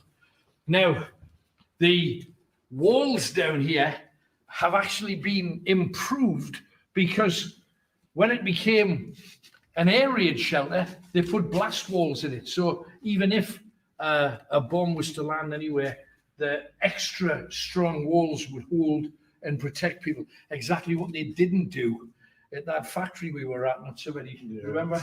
Yeah. The whole place came down. This is an incredible thing. It took them 3 years to build, and then they had the biggest party that Newcastle had ever seen for all of the people that built it down the big market in 1842. Not much changes. So I know. They knew where the action was, absolutely. Now, there's only ever been one death down here. Now, let me introduce you to, there's a ghostly chap down here. Now, we're going to go down both sides. I think at one point, Kenny will go ahead in opposite directions. Right. Then we'll meet in the middle. Yeah. But, Ken, this is the direction where the only death took place, which is, I presume, why they've got this guy there. Right. Just head down. Be careful he doesn't jump out at you, Kenny. Oh, don't. No, because you will. He could possibly... you know, a skeleton there. That was me. Stop it! They've obviously rigged it with a bit of wear. Oh, but but along here, you've got... This was the bit leading out of the tunnels to the staiths. Now, there was a time when a man called William Coulson, who everybody knew as Billy Coulson, was asked to take 2 investors through the tunnel because they were thinking, well, we'll sell them the tunnel. Who knows what they're going to do with it? I mean, maybe storage, who knows? But they were the Arkless brothers. And when Billy was walking down saying, oh, it's well made, it's strong, you can do anything with it, you can transport your goods from one side of the city to the other, the Arklesses heard this rumbling noise. And Billy Coulson looked up, well, there's nobody in the tunnel except them, and he kind of looked up that way, and it's a long way. Now you see there's a wall there. That wall wasn't always there. Was that what?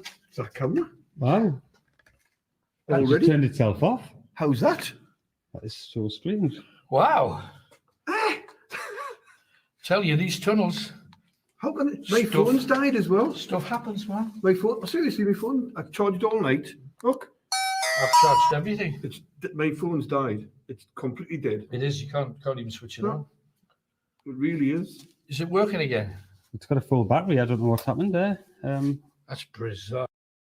What a way to start. As soon as we start talking about Billy, then Billy makes himself known. How good is that? How mad is that? We're going to get something tonight, I hope. God. Right. Don't know what happened there. Put that back in. Mm-hmm. Don't tingle again. If I need a tingle.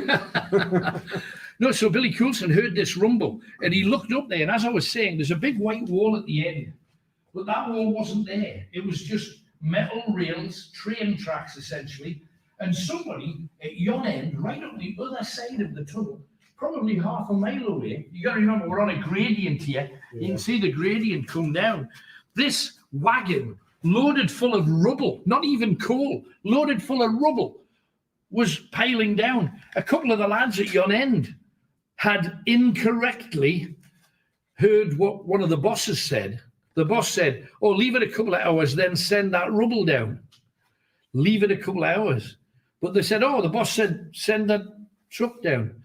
So the truck, being a big metal container loaded full of rubble, came piling down here. Now, they heard it. But the thing is, there was no safety lights back then. There was no powerful torches. You know, that he had a lantern where he was showing him this pitch black hole in the ground. So it took till that heavy wagon was about 30, 40 feet away before they realized it was coming straight at them. Now, if you look at the walls, there is literally nowhere to go. Now, they were already down here. Now, miraculously, and it varies exactly what happened depending who tells the story. The usual story is that one of the Arkless brothers managed to find a nick like this. Now, there's like a little gap where he was able to just dive out the way. Now, the other Arkless brother apparently lay down on the tracks as flat as he possibly could, and the truck went over him. Well, poor Billy Coulson, he thought, my only chance is to leg it. So he turned around and he ran down here as fast as he could. And he managed to get about 50, 60 feet before the truck just hit him, piled him down, crushed him flat. There's also stories of another runaway truck going right to the very end, hitting the wall, coming out of the wooden doors that obviously had to lock to stop people pinching coal while this was an area to transport coal, going across the road. And You might have seen videos like this before, but here's the big secret. Anyone can make one of these videos in a few minutes. You might think you need a professional animator or to learn some fancy editing program, but that's not the case. In fact, we know you can make a professional video just like this.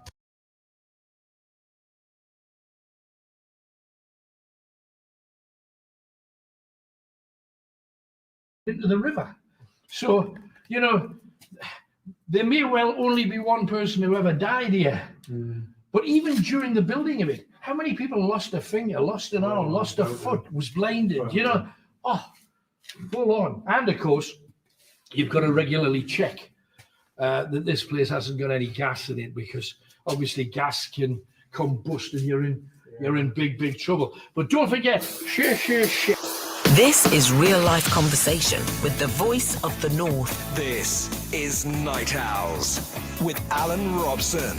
Call 0191 488 3188. Greatest Hits Radio. So what kind of things drive you mad? She was kicked in the stomach, and her false teeth was knocked out of her head, and the chap jumped on her false teeth and did all that damage, and she ended up in our own hospital for attention. Right. I was very badly beaten up. A number of times I've been assaulted, but I've been very badly beaten up, and severe damage done to my spine and my neck, and now I can't walk, and I'm confined to a wheelchair. All because of drunken violence. And is it true that girls can get away with anything? I fully believe that if you're going to behave like a man, you're going to get treated like a man. Take yourself out of the picture and look at your male colleagues. How many of them, with a pretty little smile from some tidy, semi-clad woman, would forgive them anything, even if she has been punching and kicking a man? And yet if a bloke did a tenth of that to a woman, he's round the back lane getting his face filled in. Yeah, I can fully see the blokes out on the door that are going to do that. Yeah. But So can I. But the worst thing is, I don't think that'll ever change. possibly not. I've had incidences where there was a 6-foot bloke who's one of the door staff, friendliest person you'll ever meet in your life, wouldn't dare say boot or fly, and he's been trying to take a young lass out who's been effing blind and screaming, absolutely palatic out of her head. Right. And then she's latched onto his arm with her teeth and left the biggest bruise that you've ever seen in your life, and his arm's gone black. Right. And the manager of the pub's even turned around and said, I don't want you to press charges, because who's the court going to look at? Yeah, the 6'5" bloke or a little tiny woman, I know. Yeah. This is why women always get away with it. Also, what about women being groped on a dance floor? Done a fair bit of it myself, I must admit, when I was younger. I'm not saying it's right or wrong, right, but that's the culture of the time, and being groped back as well. It was done because that's how you got to know whether somebody was interested in you or not. What did you do? You got on the dance floor when the slow moves were on, because none of us could dance to the quick music. Right. And you grabbed the boss, didn't you? You know what I mean? You grab a hand and hang on. That's what you do. And if they didn't shift your hand, you were in. And if they did shift your hand, you moved on to the next one. So let's talk bouncers a bit too. Just for the younger generation, you know, when there's a few of them, you know, they think they're Rambo. The young lads who's had a few altar pops. That's conclusion. That's conclusion to it. They've had a couple of them altar pops and they think they're bloody Rambo. And then beggars in city centres. They're making £100, £150. Even couples are doing it. What you're telling me is that a lot of the people that most folk would put under the homeless category, They're not homeless. they're not homeless, and they're getting a taxi home. They get a taxi home to walk out of the big high-rise flats. Or there's a girl that walks around Newcastle city centre. She's got a little Jack Russell dog. Everybody knows her, with a red jacket on. She's got a 3-bedroom house in Blakelaw. Everybody knows her. She's done it for years. She brags on. She made £200 a couple of weeks ago on a Saturday night because it was a busy night. £200 a night. In one night, she makes £200. She just walks around town. How about that? And on night owls, of course, over the years, something that irritates me. If you've got a view on anything, I'm up for it. Whatever it is, I want to hear your view. You'll not be judged. I may disagree with you, but it's down to what you want to discuss, what you want to talk about. It's always been that. So therefore, there's no reason for anybody to lie. Sometimes people do, and sometimes they're found out. A lot of people come across sounding sincerely on the radio, and some of them say they're going to die and don't die, and some of them say they've got pet seagulls and don't have pet seagulls. Oh, you're taking the mickey now? Am I? Yes, you are. You're taking the mickey now just because I've got Marilyn Manson. What do you mean? You don't even know who Marilyn Manson are, do you? Of course I know who Marilyn Manson is. It's a person. You Yes, obviously don't know who Marilyn Manson are. It is a rock singer, Marilyn Manson. Yeah. But I have got 2 seagulls called Marilyn and Manson. Okay. Yes. Yeah, but you came back from the dead as well, didn't you, though? I haven't come back from the dead. Well, why are you using a different name to the one you used for almost 3 years? That's my middle name. Okay, so, but the problem was the last person died. So did your middle name die, or did you all die? No, that's my middle name, Michelle. Yes. And I always go by the name Michelle. Well, you didn't And used to. my husband's just looking at me and just waving his arm in the air now and just going down to sit down and watch it because he's a chef. I'm just asking you why you changed your name. Why did you change your name? Because I like my name Michelle. Because that's my middle name. Yeah, but you see, the last one was terminally ill 18 months ago and only had a week to live. Mm-hmm.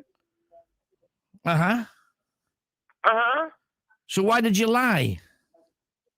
A long story. Yeah, but everybody knows that it's you. A very long story. Yeah, but pretending and getting everybody to worry about you isn't nice, is it? But it's hit back on me now, hasn't it? Because it's hit back on me right now. Well, yeah, because you've been caught out. Goodbye. Yeah, got one call a week off this lady for almost a year, telling me how she got cancer, she was terminally ill, she needed this and she wanted that and she got it. And ultimately she dies and got somebody else to ring in to say that she died. And then 3 months later returns as her sister, Michelle, but Michelle was her middle name. And all the people that knew her knew that she'd been lying, and it all came out and ended in tears. Because there's no need for that kind of BS, is there? 0191 488 3188. Safi, who we bumped into just a week or so ago in Kielder. She's still in Kielder. She's on 9. Hiya, Safi. Hi, Alan. Hello, darling. What can we do for you tonight? So, yeah, I'm just going to talk about what makes me a bit mad, to be honest. Go on, then. What is it? Oh, well, I mean, you've touched a bit there on the dishonesty, haven't you? Yeah, so what makes me mad in particular, there's not a lot, right? But there is one thing, and it stems definitely from my childhood. And it's people stealing food off me. People stealing food off you? How often has that happened? Well, when I was younger, I had 2 sisters. And they would steal, say, like your advent calendar and your Easter chocolate. Or I got to the point, like, if I got up and left the dinner table, they would steal, like, the best bits of food off my plate and things. So it was a bit of an ongoing joke because I'd always have to pick my plate up, put it in the kitchen whenever I needed to go to the loo in the middle of dinner. But I thought that's what you had a fork for, so you could stab them if they got anywhere near your tatey.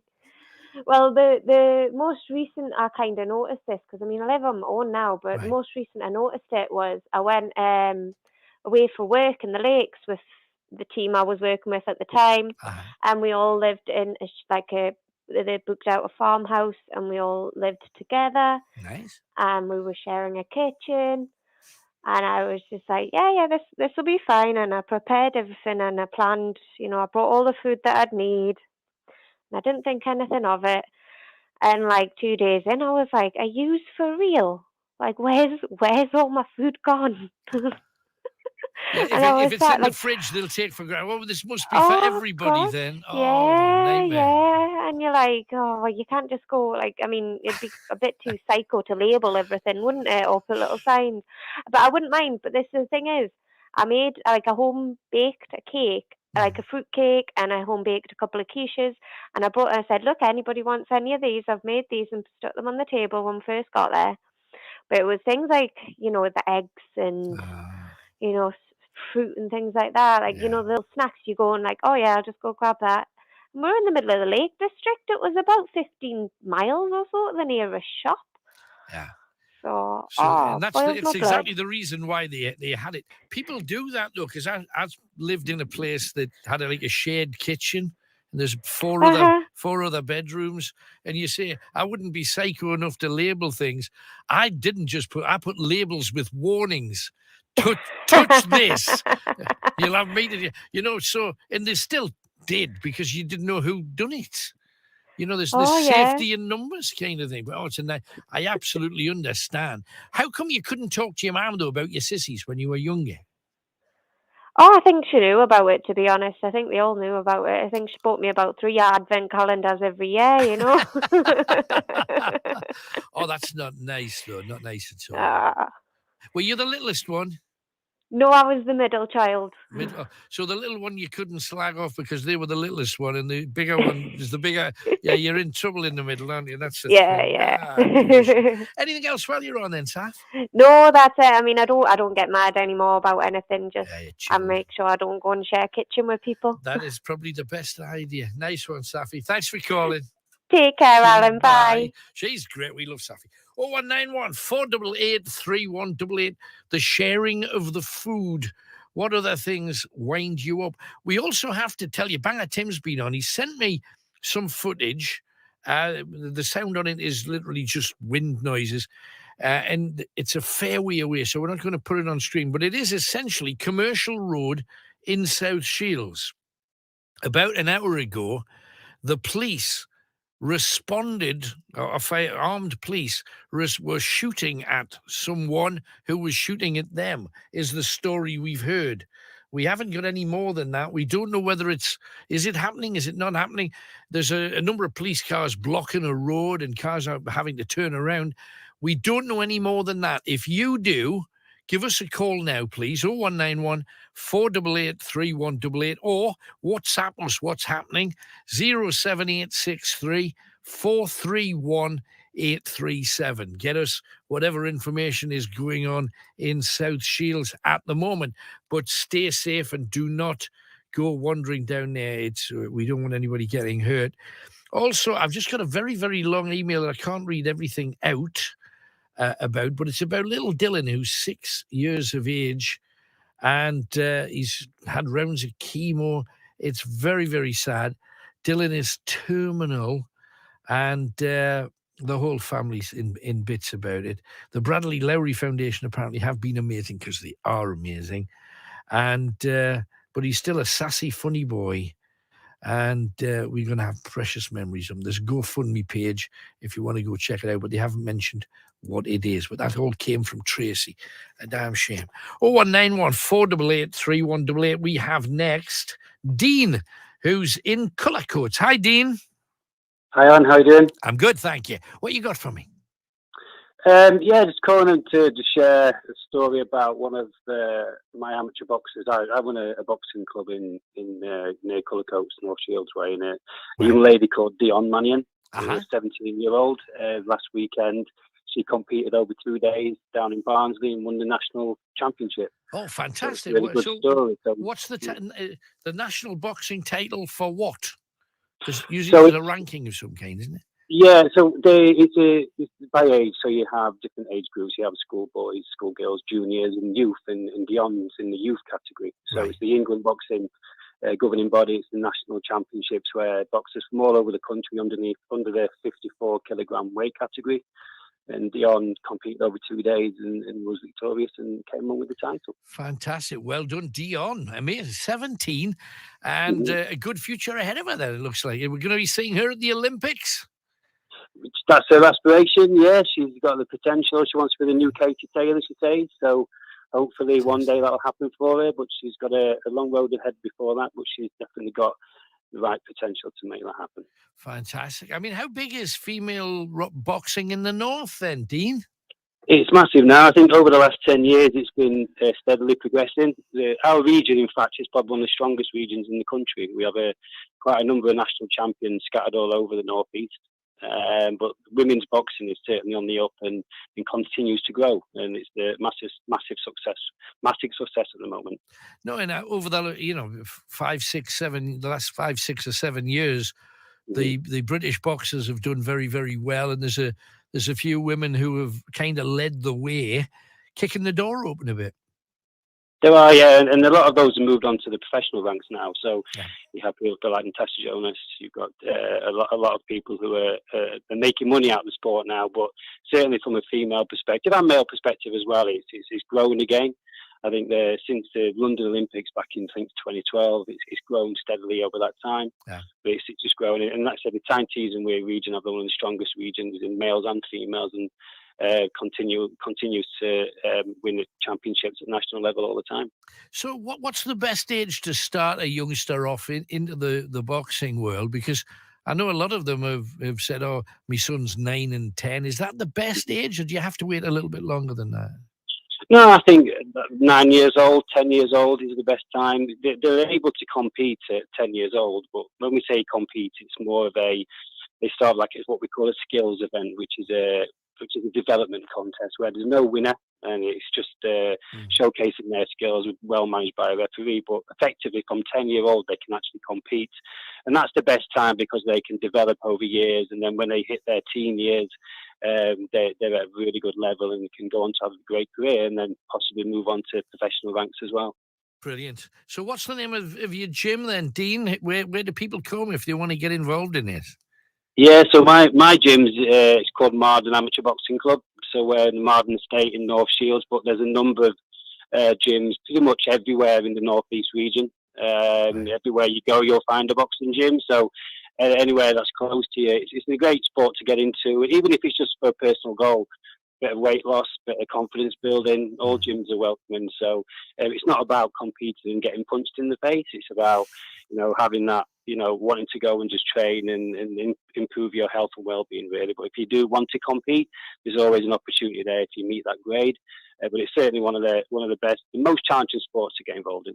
Brilliant. Good talking to you, Dean. Thanks for coming on. Good luck to you. No problem. Thanks, Dan. Bye-bye. How about that, Dion? National champion, 17 from here in the glory that is the Northeast. We also have Kevin. He's in heaven. Hi, Kev. Hi, Alan. How you doing? I'm good, mate. What are you talking about tonight, then? To be honest, just like to come on help run 2 other charity. I don't know if you remember, you had Jamie on last year. Yes. And we've done the large bike ride from Eric all the way down to Dover. I remember well, yes, absolutely. So what are you doing this time? Well, this time, to be honest, just give you an update. Last time we made over £3,000 for 2 charities, which is absolutely fantastic. Great. I'd just like to thank you for giving us a shout out for all the help that we received. Happy to. We are now a registered charity. Leading from that, we decided to go full on with it. We're now a registered charity. Right. In this year, we've got a few things. We've got Colin and Brian, who are taking part in a charity boxing event, March Mayhem, on March 12th. Colin's raising funds for 10 Lives and a mental health charity, If You Care Share. Right. And Brian is raising funds for Heaven Helps. Right. Good causes all, right. Yeah, all 3 brilliant causes. Yeah. And leading from there, we've also got another large bike ride in 22nd of July, which the lads are then going from John O'Groats all the way back down to Heaven. Oh, wow, right. Well, you've done Which one. is not You've going to be an done, easy ride you've for done them. kind of borders all the way down south, so you might as well Yep. go and hit the top one as well. Right. Hey, well, good Yeah, luck a with few that. more hills and a bit more wind for the lads. I was going to say you're going to have to go through the Cairngorms, which is like that's proper hills. You were talking proper mountains. Yeah, well, I had a couple of them went up last weekend to do a bit of a check out the routes and everything, just by a car this time though. They want to wait for the weekend to check that out. They said it looked good, but obviously last weekend was full of snow, so Yeah. hoping for a bit better weather. Yeah, well, I mean, it's the right time of year to go where there'll be no. The funny thing is about up there, if you go at this time of year, there's a fair chance you're going to get a covering. But the rest of the year, even if there's snow on the very tops, the roads. At one time, because I go up there that way a fair bit, and the roads up there, sometimes you almost feel like, are the roads heated up? Have they got under tarmac heating? Because the road hasn't got a touch of ice on it. It's completely solid. And yet as soon as you go off the road, there's snow up to the edge. I don't even like a white understand blanket. how that works, but they must have some kind of spray on the back of a truck, that takes it all away. They're well gritted. But you should be all right in the middle of the year. And how picturesque that's going to look. I hope you're filming it on your GoPro cameras. There will be. We'll have plenty of cameras, but some of the photos are sent back, obviously, from the weekend with the snow. It looked fantastic. It looked brilliant. Amazing. No, it'll be fantastic. Hey, well, good luck. I hope it all Thank you goes very well much. for you all. There was one other thing I'd like to pick up on. Yeah. Do you know you do these ghost walks and the stories and everything? Uh-huh. Well, there's a few we're massively into that. We'll love that kind of stuff. Right. Do you do anything with the public? From time to time we have done, yes. Yeah. What are you thinking? Because we'd love to try and get something like a bit of a collaboration, see if we can get along with you at some point. Right. On like a ghost hunt, because like I say, there's a couple of us who are massively into it, but there's two of the lads who are absolutely terrified. Right. And it would be funny. Right. Well, now we've got your number. Please take me your number at the site. If we can find any way of putting all of the things you do, and because we don't take large groups, because the bigger the group, the more distraction there tends to be. But if there is anything that we can do, give me a chance to have a think about it. Okay. No problem. Excellent. Would you mind if I sent you our links for the GoFundMe pages and everything for these charities? Absolutely. Brilliant. Excellent. And also, going forward, after our main event in July, going forward, we are going to put ourselves out there. And if there's any small charities or any big charities who would like to come along and help them out in any way we can, all we've got to do is get in touch and we'll be there. Brilliant. That's lovely stuff. Kevin, thank you very much. Excellent. Good luck with all of you. Thanks, man. Bye-bye. And a loyal owl as well, which is always a good thing. 0191 488 3188. I asked you earlier on, and I've been sent a whole batch of songs about things that you hate. Itchy Mary. Jean Summers from Cystitis, and she says, instead of Proud Mary, Itchy Mary. Then we got Brian, who doesn't like women who are hirsute beneath their undergarments. So it says, Hairy Mary, he's written down. Phil, Papa's got some brand new crabs. It's a bit of a stretch for a song there. The Queen song, You're My Best Friend. He screwed my best friend, says Janine. And there's others like, hang on, where we got them? Oh, yes. We talked earlier about Jimmy Carr jokes and some people saying it's this cancel culture. Hey Prude was suggested as a song for that. 0191 488 3188. Time for a piece of music. If this was a song about something you hate, Phil has a wife who has a very intimate problem. When she laughs and giggles, she wheezes sometimes, so she has to wear underwear that catches a little bit of wee, and he hates them. And so he says, if you could come up with a song that sums that up. Well, I've come up with Don't Leak, the No Doubt song. And there's reason why I've left it to now to mention that, because he did send that in about about 11 o'clock, because I'm playing Don't Speak by No Doubt, which is, of course, Don't Leak When You Hear It. I'm also going to play you a session that Gwen did, especially for the show, after I've asked her about, well, spare time. What do you get a kick out of? Forget music. What gives you a blast? Forget music. Yeah. What do you enjoy doing?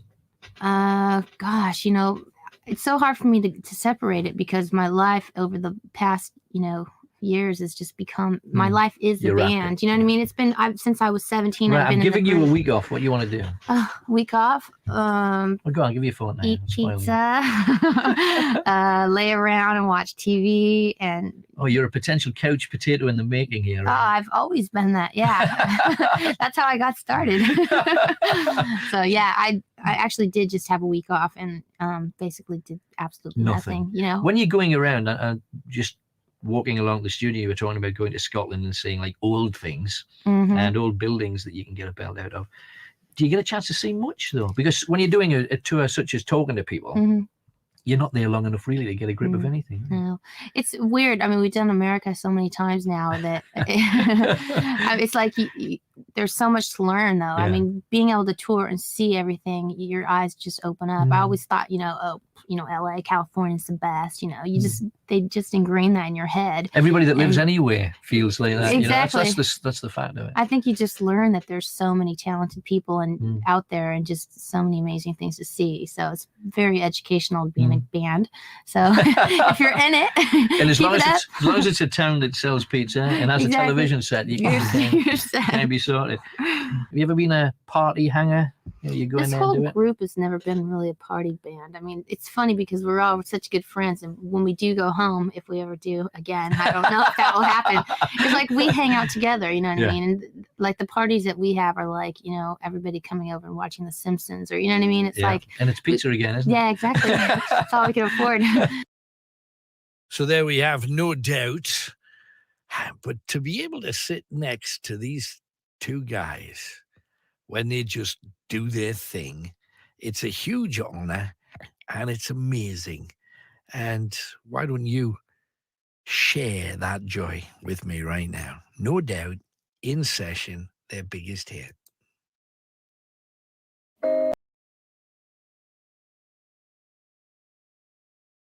You should be able to. Kenny, show them yours. There's mine. Mine's under layers of glove. There, look. Get yourself one of our lovely Night Owl badges, and we'll be giving you a chance to get some of our hoodies as well within the next few weeks. However, I think the best thing we can do, and I'll tell you a load more stories, especially about Wartime. You saw those incredible posters and met a couple of amazing volunteers. They're lovely people here. They always have been. They've been very kind to us.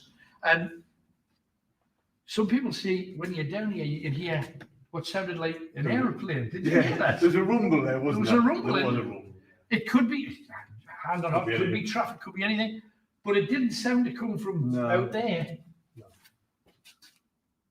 Now, we've been down here before in Tonia.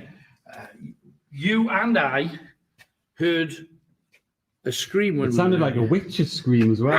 It was an evil thing. And you think, well, how, where, why? It was an odd thing. Now, we know, we were explained what this waterway is. Can I just go to the car? Because I think that SD card's not working in there, just for that camera. Okay. Kenny, do you want to hold this? And then you can continue. And then I'll just change the SD card, because that might be the problem. Okay. Yeah. Give us there you go. Have you just touched that, by the way? Have I just touched that? Look. Or is that just like a wind thing? I don't know. Just can't be wind down here. There you go. That's a screen. Right. Look. Just because we can't not have this camera. Could that not have been from when I jerked it about 5 minutes ago? I just noticed the shadow of it there moving. No, that doesn't affect it, because I did this.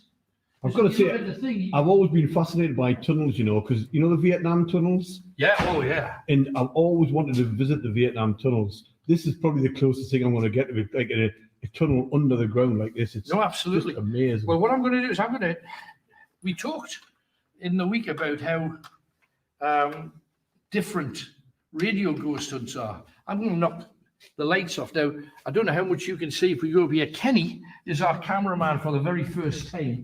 Now, that'll be fun. Along here, we were talking about World War II. Watch your head as well, because this is quite low, unless you're at a short bottom like myself. The night of the 1st of September in 1941, a major bombing raid. Bombs, the Luftwaffe wanted to try and hit shipyards, wanted to hit goods yards, had a major explosion on Manners goods yard. Now, a lot of people have heard of Manners, but don't really know where it is. If you're driving the bypass through the city centre, you will see the big Northumbria University building on your left-hand side if you're heading south. That is where Manners Goodyard used to be. Bombs and flares hit that whole area, completely destroyed the whole thing, and it was burning for 4 days and 4 nights before they were able to extinguish the fire. It was horrific.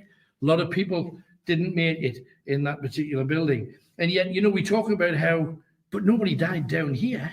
This place was full of people laughing and joking and playing cards and reading a book and women knitting. And they had a few benches so the bairns could be put to bed, and you'd have a few musty old blankets.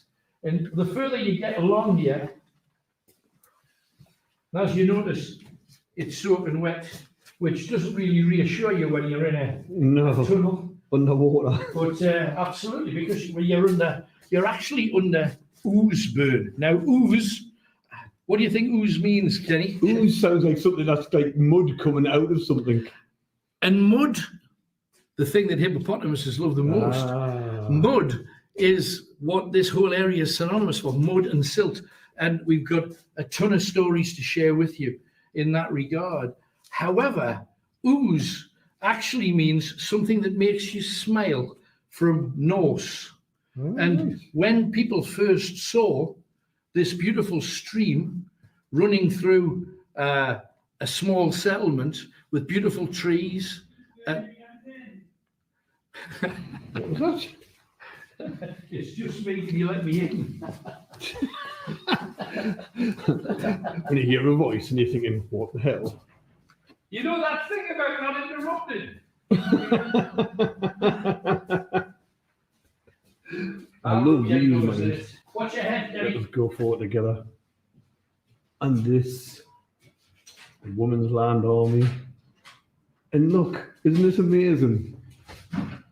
All them years ago, hey, who thought COVID's a new thing? Look at that. Coughs and sneezes, spread diseases, trap the germs by using your handkerchief. And here we are, 70 years later, doing exactly the same, isn't it? Coughs and sneezes, spread diseases, trap the germs by using your handkerchief. You're working. 80 years, yeah. Thanks, Kenny. You're working again. There you go. Right, well, let's pick up from where we were. We've handed the camera back to Tony because... you want to only stick to the camera. But isn't that amazing, Kenny? There's your thing. Yeah. I think the most amazing thing, we'll have a walk around before we split. Right. The most amazing thing here is... Hit your head on there. We started already and we're already getting things turning themselves off, things we can't use, things we can't work. Put that down a bit. Please tell me it's working again. It is, it's on now, it's recording. So you go first, Ken. So we were just talking about how Northumbria University site Manners was completely destroyed. And even though the people down here felt perhaps more secure than they would be in their homes, because over 1,000 families were made homeless on one single night. Watch your head and get under cover. You're now on the corner of Ooze Street. I'll tell you it is. Anybody's got claustrophobia. Oh! What the last 5 minutes? Or a dodgy knee, maybe. Yeah. Oh my God. Watch it out. Watch your head. Hello. Yeah. And it goes on, and there's another corner. And you keep going and going and going. You can understand small children running along here, playing and seeing, daring each other how far you can get along. And there's the water running from an old Roman fort that is under a place where I've gigged. Have you ever gigged at St. Dominic's? I have, actually. So have I. And Steve Brockstewart did there. Steve Brock, the camera guy. It's built on top of a Roman fort. Right. And they used the water course to clean their bottoms and on the other side drink. Right. Trying to make sure they didn't get the two mixed up. Steve Robbins, Steve Walls. There you go. And don't forget, if you see anything, if you pick anything up on camera, make sure you snap it, cut it, send it to us. Make sure that we see, because every week we discover on our blog on a Tuesday, 7:30. If you're a supporter, we all team up together and we share. Last week's blog, we caught a head in a window, clear as day, floating away, and somebody else sent in a thing of the camera that we just put staring into an empty courtyard, caught a door closing. So mind-blowing stuff. But here we are, down the tunnel. How long are these tunnels? They go on, don't they? Forever, man, forever. Well, they cut across the centre of Newcastle upon Tyne. What a clever, so you can actually see to that little hole. Yeah, but you got to remember these walls weren't there at the time. Ah, right. Because you had railway tracks on the bottom. Got you. So that you could go from one side to the other. Alan Robson's Night Owls. The phone-in that gets you talking. Greatest Hits Radio. And it's time for your second clue. See if you can work out whose hits that we have set out for you tonight. The first clue is this. Christopher Lee's Dracula films are a good example of this, okay? Christopher Lee's Dracula films are a good example of this. But what is that? The answer is the hit record. You got to tell me whose hits. But wait till you hear all four before you ring in. The second clue is this. If you are astonished or amazed, you might say this word. If you are astonished or amazed, you might say this word. That's the name of a hit too. 2 clues down, 2 more to come.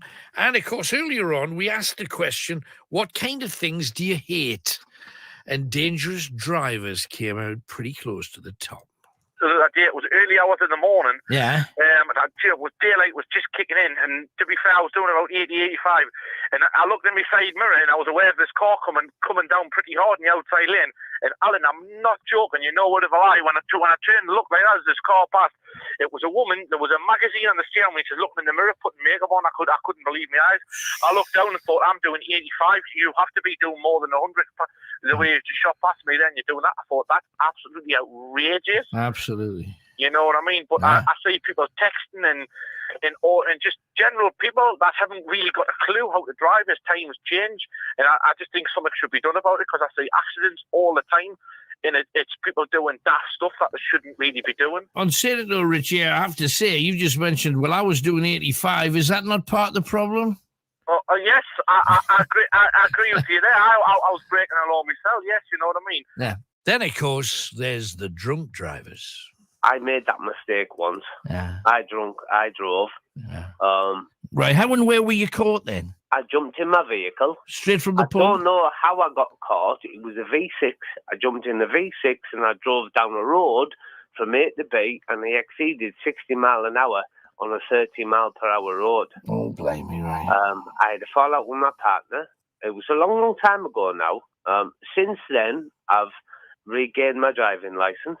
I'm just so happy that I could have killed somebody that day. My car, I was going that quickly round a bend. Me and my vehicle left the road and slipped off the road. Can you imagine what I'm saying? Yeah, if there'd have been a pram on that curb, I would be in prison now. Yeah. Right. I got off like I cried afterwards.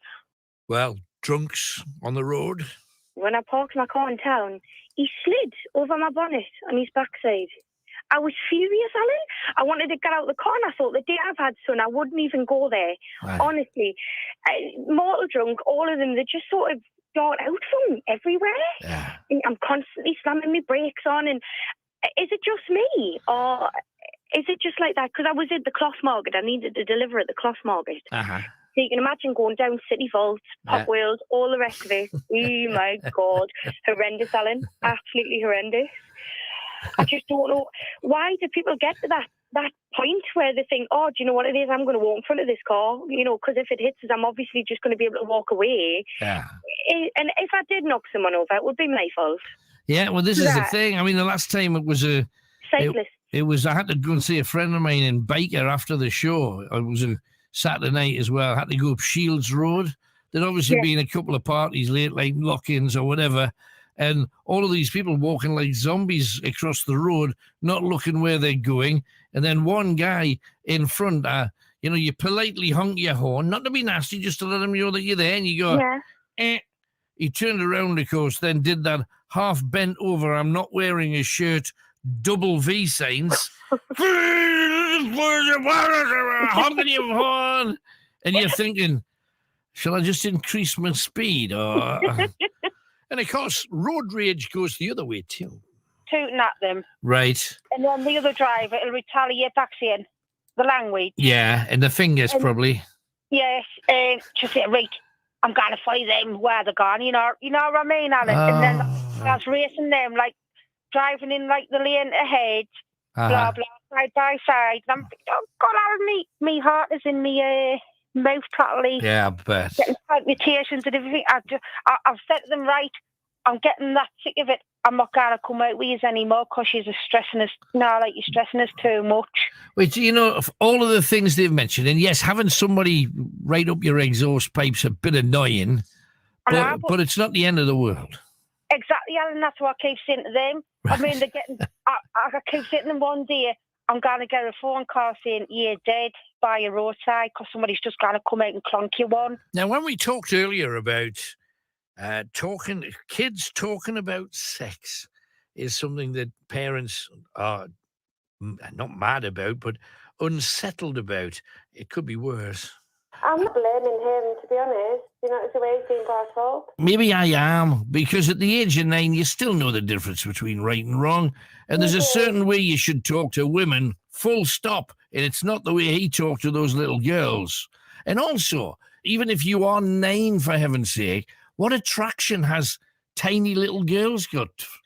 Well, luckily, my little girl had no idea what he was going on about. Right. None at all. Good. What would have happened if I wasn't there, though? That's the worry. That is the worry. When 9-year-old children are asking 6- and 7-year-old girls for sex, it sounds unbelievable. It's happening. And then let's finish off this little group, Hot Calls, with a bad Samaritan. In Morrison's car park today, like I say, I've got a quite distinctive car, and I got back in the car and noticed something tucked under my wiper blade. And there's a gentleman with a grey BMW that I've pulled out the water at Felgate. Right. And he says that I've loosened the bumper on his car. And could we come to some sort of arrangement? Oh, what? Uh-huh. So you did him a favour by getting him out of a puddle, essentially. The water was just below his door handle. Oh, what? I waded into the water, managed to secure the rope, pulled him out, got him to the other side, out right. Like I said, just found this note on me. Tucked underneath my wiper blade today. So you are now officially the bad Samaritan. How about that? Okay, let's dive into the calls. John is up next, talking about many things. Hello, John. Hi, Alan. How are you doing? I'm all right, man. What can we do for you? It was just basically, I'd seen obviously on the page earlier on, about things that make you mad and stuff like that. Yes. If I can, I'll start at the beginning of the story first and foremost. Okay. I lost my dad when I was 18. I was like 52-year-old now. Right. Lost my dad when I was 18. I've got a sister with severe learning difficulties. Now, obviously, there was just me and my mum left after that. Right. My mum looked after my sister until she was 70. Right. Basically, had her at home, you know what I mean? And she's had to go into supported living. Right. And what have you. I obviously moved away at the time, got married, had 3 children of my own, etc. Gone through divorce since then, by the by. But basically, I moved back up, because I moved down to Darwin. I moved back up to where, I was born originally, back up here in Conscience. And I do apologise, by the way, if you hear a howling noise now and again, it's the wind blowing down the chimney, mate. Because it's blowing a hoolie up here. Absolutely, I can imagine. Right. And anyway, getting back to the story. Like I say, my mum more or less gave up her life for my sister, you know, after my dad died. Yeah. My mum, over the last 3 to 4 years, I can only say she's had what you would call dementia-related issues. Right. Now, on the 27th of December, basically, I was in my room with my sons. You know, they came up with Christmas and that. Right. I heard a clatter. Goes into the bathroom, and my mum had fell. Right. She broke 6 ribs. She had a laceration in her spleen. Got took into hospital, you know, down in Durham. From there, that developed into a chest infection. And then on New Year's Eve, I got told she had COVID. Blimey. About a week after that, it had developed into pneumonia. Now, my mum, 81, unfortunately, she passed away on what would have been my dad's birthday, 21st of January. So sorry, man. I'm saying it happens on, and it doesn't happen like that much, you know what I mean? But it's, you know, there's nothing anybody can do. Well, we'd bring them back if we could, we would all do that, you know what I mean? Sure. But anyway, on sifting through my mum's paperwork, I found out that due to the fact, like I say, she did have the dementia-related issues, that our insurance had lapsed. Sorry, I should say. Now, I had a heart attack myself last March, so I'm like kind of on what they call employment support allowance at the moment, which is about £70 a week. Yeah. So to find out, obviously, I'm sifting through this paperwork that there was nothing there. Right. You know, there's going to be no insurance claim or nothing. Right. So I thought, right, it was like an uncle of mine down in the country suggested, he said, why don't you try GoFundMe page, John? So Absolutely. Yeah. I said, fair enough, you know, I'll put it up. Now, what my gripe is, what makes us mad, I'm so grateful to so many people that's donated, don't get me wrong. Right. You know, certain friends, but most of them, strangers I don't know. Right? So I feel so humbled by it. Now, I'm still about £600 short of my target and what I need to reach. Right. But my gripe with it all is all of these people that you, for years, you know what I mean, you're there for and you help. You're there for them through thick and thin. And when it comes to you wanting the help, everybody seems to disappear back into the woodwork. And I mean, realistically, over the years, you and your family will have touched so many other people's lives. If at the end, you know, because we're talking about your mum here, they kind of shell up 20, 50 quid, because you'd only need a dozen people putting 50 quid in and you'd be there. Yeah, or 100 people putting a fiver in, you know what I mean? Absolutely. And I'm not imploring people, you know, saying you must donate. People can only give what they give, and I understand that, Alan. Sure. But it's just, it makes you feel so hurt to think that you're there for people on so many different occasions. Now, I mean, don't get me wrong, like I said, there has been a lot of people that have. But the people that you call your close friends, or that you think are your close friends, you suddenly find that they're the ones that disappear. And the friends that you might see once every 6, 7, 10 years, whatever. They put the hand in their pocket. Yeah, the people that's got your back, you know what I mean? And there's a couple of people, I'm not going to mention names, they know who they are and they know what they've done. And honest to God, they've touched my heart so much. And my mum, bless her, she was the type of woman, she'd go up these houses up here, it's like a pit village in Crookall near Concert. Yeah. They've got like a backyard and a front garden. Now my mum would go and stand in our street in the summer. She liked nothing more than literally just standing at the gate. And somebody put, like on a post I put on Facebook, they described it out to tea. They said your mum was a lovely, caring woman, especially with what she did, you know, with your sister, your Joy. They said, but my mum would stand at the gate. She'd talk to anybody. That's what she loved. She was a people's person, you know what I mean? Because she didn't have an opportunity to go out, because she obviously, she was on hold, doing all the other stuff in the background. She liked nothing better than just to talk to people. Yeah. And it hit the nail on the head, you know what I mean? And it's them type of people that to me, that you know, played a big part. The people that I thought would have, haven't. Yeah. But I've given a link to Chris, like your backroom guys there, mate. So if anybody can help, GoFundMe. if you've got a couple of quid you can spare, there is a GoFundMe. Hang on, I've got it in front of me. It's a faffy number, but go and find it. It's 0496 lowercase e 8 lowercase b3, which is a mouthful. But the number just to click is on the line right now. If any of you would like to help John's mum rest a bit easier, and I just want to give her a send off because she had nothing, you know what I mean, throughout her life, basically. And I don't know, you just want to make them proud. No, and absolutely. In the present moment, you're not in a good place yourself, so you need I'm you need a bit of help, and that's what we all should be. Sorry, I'm a bit emotional now. That's all right. Bottom line is that we're at a time when the government is going to have to take fortunes off us all. Our lives are never going to be the same again. There's going to be many more like yourself, so don't feel bad about it. Hopefully, we'll get some help to you that way if we can. It's a GoFundMe. Sorry, go ahead. Sorry, I was just going to say, I think the worst thing about it all as well is obviously what I knew, when the doctors come and had a chat with us in the hospital and that, and they come and said, what they thought. And I said, well, I've kind of suspected it now for a week or two. I said, but the one thing I didn't want at the time was I don't want them putting COVID on the death certificate. Right. Because I said, my mum wasn't a statistic. My mum was a real life person. And I said, I don't want it down. But you know what? It come back to the fact, like, well, if you don't, then we'll have to have a post-mortem. And I thought, well, I'm not just been through enough in my life.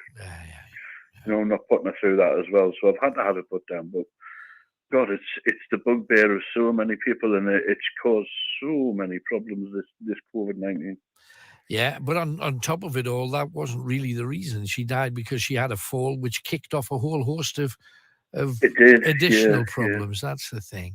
Well, I'm sorry for your loss. Let's keep our fingers crossed that thanks very much, that people who have heard for you, hopefully they'll reach out to you. Thanks for coming on, John. Thanks very much. Take care. Bye-bye. What a damn shame.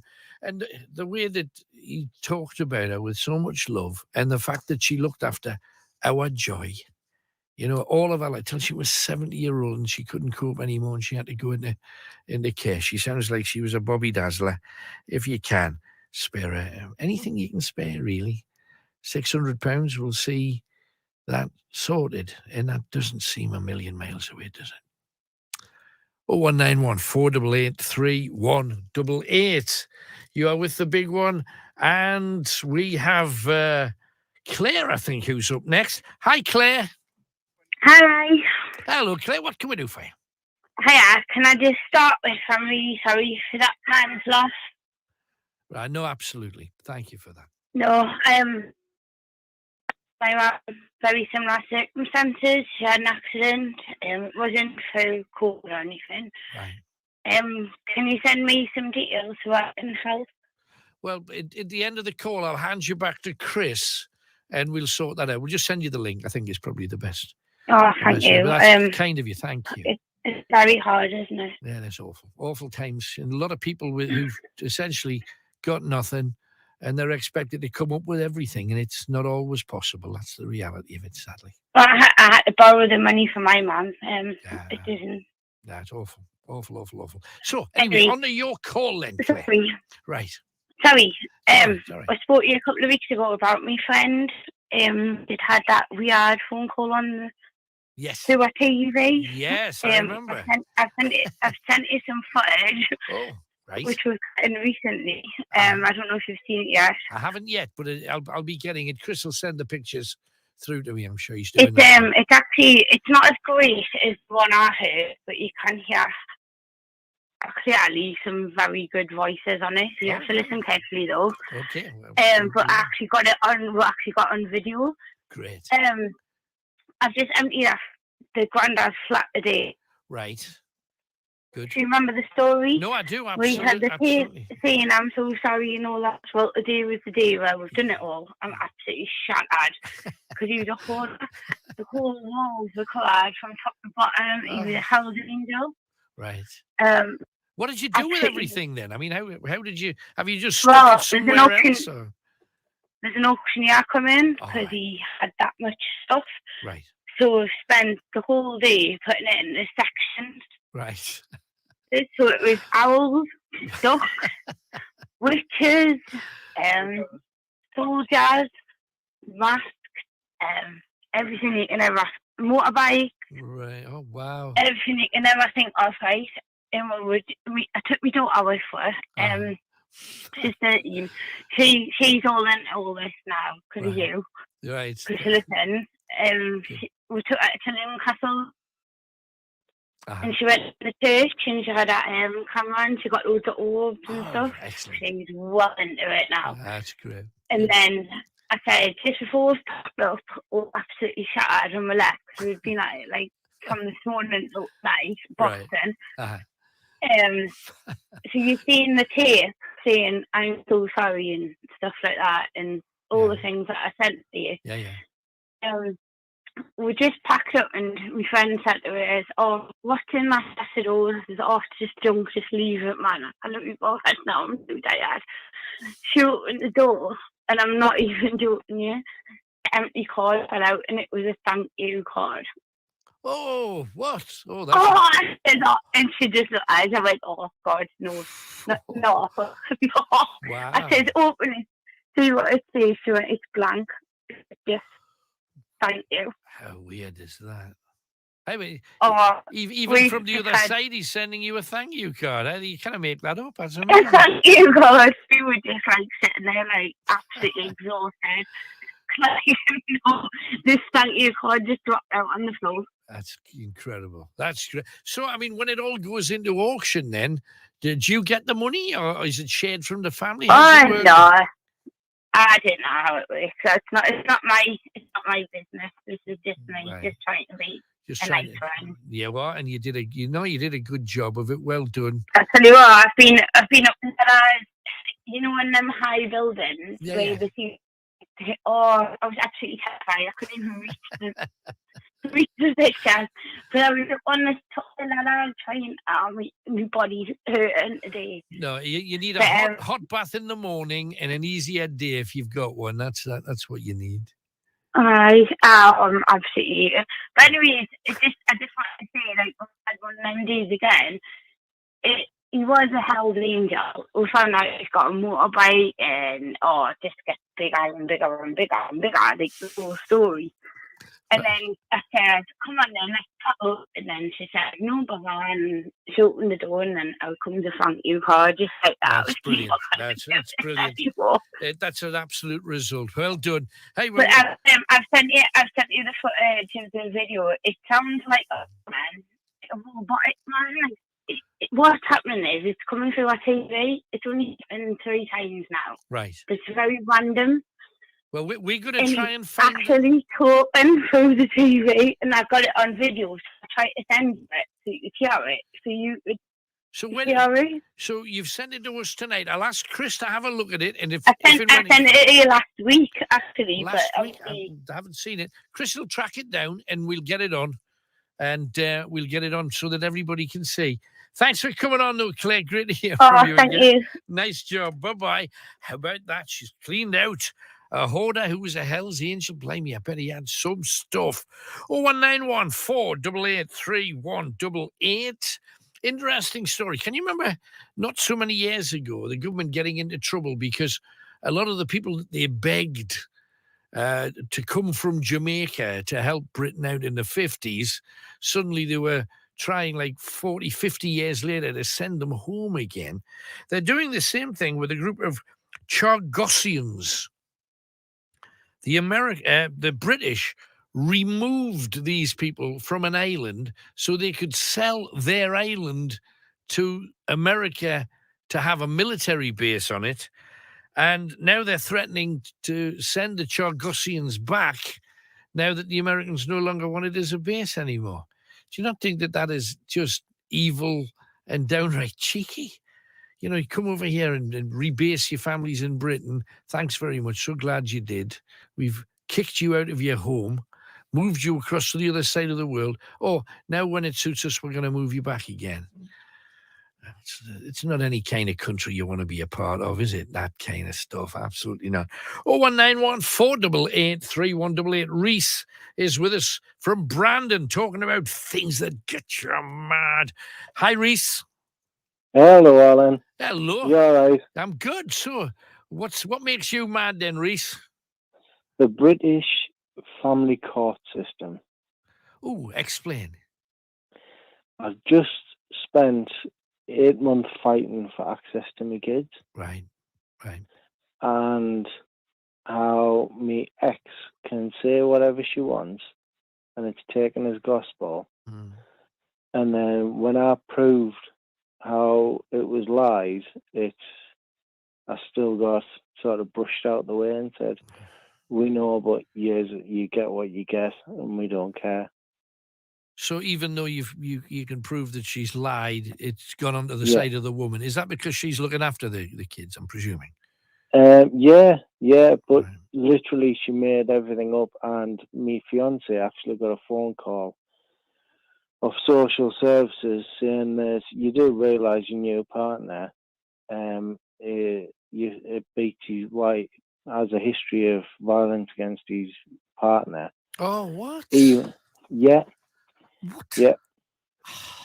My fiance actually got a phone call, even though it was proved to be all lies. Social services, without any evidence, phoned my fiance and said that. Shocking. And even when my oldest son told social services everything that was going on, it was 1 point. Yeah. The woman from 1 point turned around and said, I don't care, I'm still coming for you. Without naming names, obviously. Yeah. Has your partner got a new partner? My ex-wife. Yes. Yeah. She's remarried. Right. So is that what it's all about? Because she just wants you out the picture now? No, it was literally because I wouldn't do what she was wanting us to do. Which was? Anything from you come and pick the kids up now to go and get us cake ingredients because I'm busy. Yeah. But you're not with her anymore. Why should you? No. But she would stop you from seeing the kids if you didn't dance like a puppet. Yes. Yeah. Oh, shocking. Using children like that is disgusting, frankly. It's disgusting. It is. Sure. Text messages. Sure. She told the source at 1 point all sorts about it. Said he's done this, he's done that, he's done the other. And even when it was proved to them that it wasn't me, they still wouldn't take any notice. And then literally I got loads of grief, and then it all settled down. And then because I wouldn't do exactly what my ex-partner wanted us to do, she went to the family court system, and they literally didn't care. I proved how I hadn't been beaten there. I proved that it was me that was being domestically abused, and they just didn't care. I'm so sorry. I've heard this a lot over the years from men, and I know sometimes men can be vicious, pains in the tail, and they can do some horrific things. But the amount of times that I've heard men being blamed for every damn thing when it's actually a reflection of the wickedness in the woman, I've heard that 1,000 times. And when it comes to kids, I just think that both parents, okay, you don't want to be with each other anymore. That's fair enough. That's why you're apart. Get on with a new life, but just love your children equally and don't abuse it. Don't abuse the system. Because those kids will grow up knowing that she's being bitchy and unpleasant. There's no way they can avoid knowing the kind of woman that she is, and it'll all rebound back on her. Did you get what you wanted in the courts or not then? I'm presuming not. I ended up getting most of what I wanted. I ended up getting most of it. However, it was just the way it was done. I bent to most of the stuff she wanted. And then because I wouldn't bend for certain things, it made it look like I was in the wrong, even though she wouldn't bend for anything. Right. Right. And honestly, I literally got butchered, and it was after showing everything. The worst thing is I've got 5 kids, and me 3 oldest kids, all of them have tried to commit suicide for everything that has gone on, and they just wouldn't listen. I've been begging for help from my kids, and they just wouldn't listen. That's just plain wrong. It So is. how can you get them some help? Because if they're wanting to do those kind of things, surely the court must have listened to that kind of thing. I mean, you Didn't care. Honestly, care. they actually turned around and said, because my 3 oldest kids are 18, 19, and 20, they turned around and said, and it was because of everything that had gone on, because it's gone on for years. And they said, "Oh, we cannot take them into consideration now because they're too old." I was They're like, over 18, right? "Yeah," I was like, "Look, this is what's happened, and it reflects on everything." And then when I was at court, my ex-partner turned around and said, "Oh, my oldest kids have decided this, and we think you should stick with it." And they just went, "All right, then we'll decide this." And I was like, "Hold on." When I was on about my oldest kids, you wouldn't listen. She said something, and you've done exactly what you wanted without any proof. Yeah. It just And seems I'm like they've like, made their mind up who's won before they even talk to you. exactly. And it's like, I'm trying to fight for the safety of all my kids. After 3 of them have gone down that road, luckily my oldest son, he's sort of back on the track, but he's on antidepressants. My oldest daughter, she's sort of getting there, but she's suffering mentally, and she's still stuck in the house and struggles to get away from the house. And my middle son, he's just starting to come back out of his shell. He actually, my oldest daughter and my youngest son, caught him trying to hang himself. And when I begged for someone to help him, nobody would listen. That's just incredible in Yeah. this day and age, and all of this down to the fact that you and their mum are still at each other's throats for no good reason, as far as I can see. Honestly, I've tried not to be. I've been the most politest ex-partner. My new partner was like, "How you can be so polite?" Because she's been in the car when my ex-wife's been phoning up, threatening, "If I don't do this, you're not seeing the kids." Threatening my new partner was threatening me, my current partner. If I don't do what she says, she's going to smash her teeth in. And I showed all the text messages, I showed all the evidence, and they just wouldn't listen, and they didn't care. But anything she said without any proof against me was taken as gospel. Heard it so many times before. Hey, Yeah. good luck to you, Reece. This is going to run and run. This is not over. You know that, don't you? Yeah, well, we've just finished court, and it was 5 weeks ago, and I pretty much got hopefully what I wanted, apart from a few bits and bobs. Good. But she's already starting again. And when I asked for help, they actually turned around and said, "Oh, there's nothing we can do."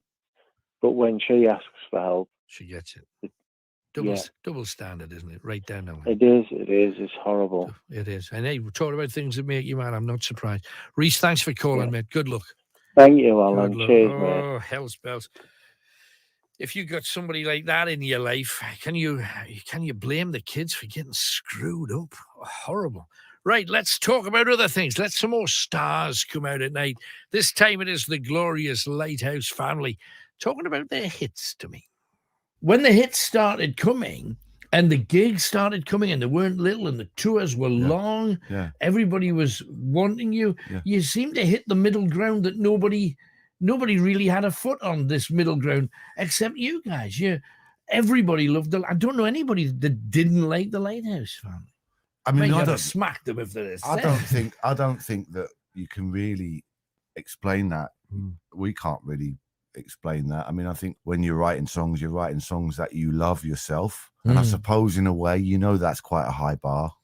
So you kind of like, you think, well, I think it's good, then we're all right. And then I suppose after that, if you feel that good about a tune and you think, oh, this is great, then maybe somebody else will feel the same way about it. No, absolutely. But know? I mean, your confidence must have been really high though. When okay, if you had one hit and then everything went just a bit quiet, but it didn't. The next one, off it went. Yeah. And it took us by surprise a little bit Yeah. because, I mean, when we first started, what we wanted to be able to do was to be able to afford to be in the studio, to be able to live the music life and not worry about it, you know.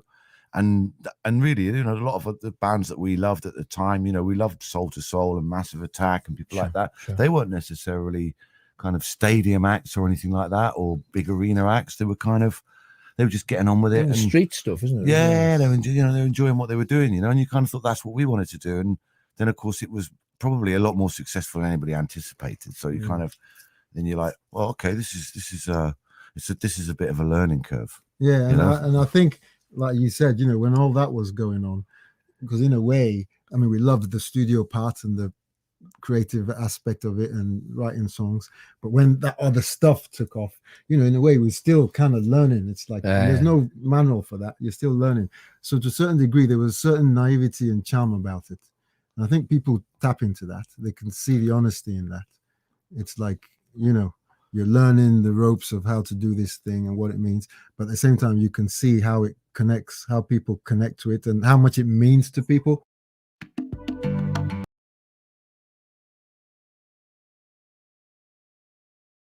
Takes you up to one of the streets, although it did go a little bit further, I believe, at the time.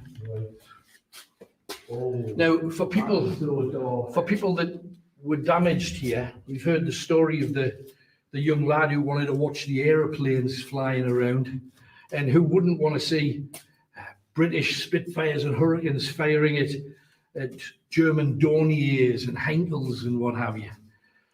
So some children squeezed out, escaped from where their mum was, got out the door and were watching all of this, and some of them didn't come back. And I heard a story today for the first time.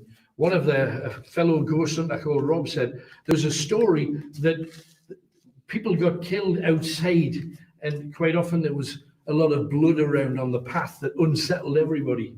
So the pathway was painted green to cover the blood stains on the pavement.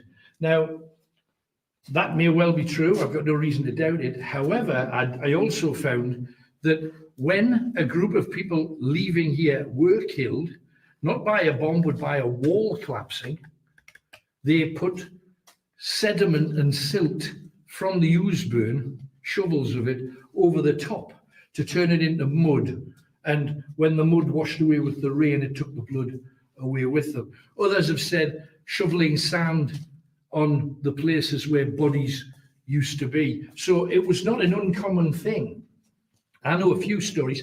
Ethel Dodds was an old woman who apparently got into the shelter in time and then decided, oh, I've left my pension book and my money and my purse and everything back at home, and I just live around the corner. Let me out.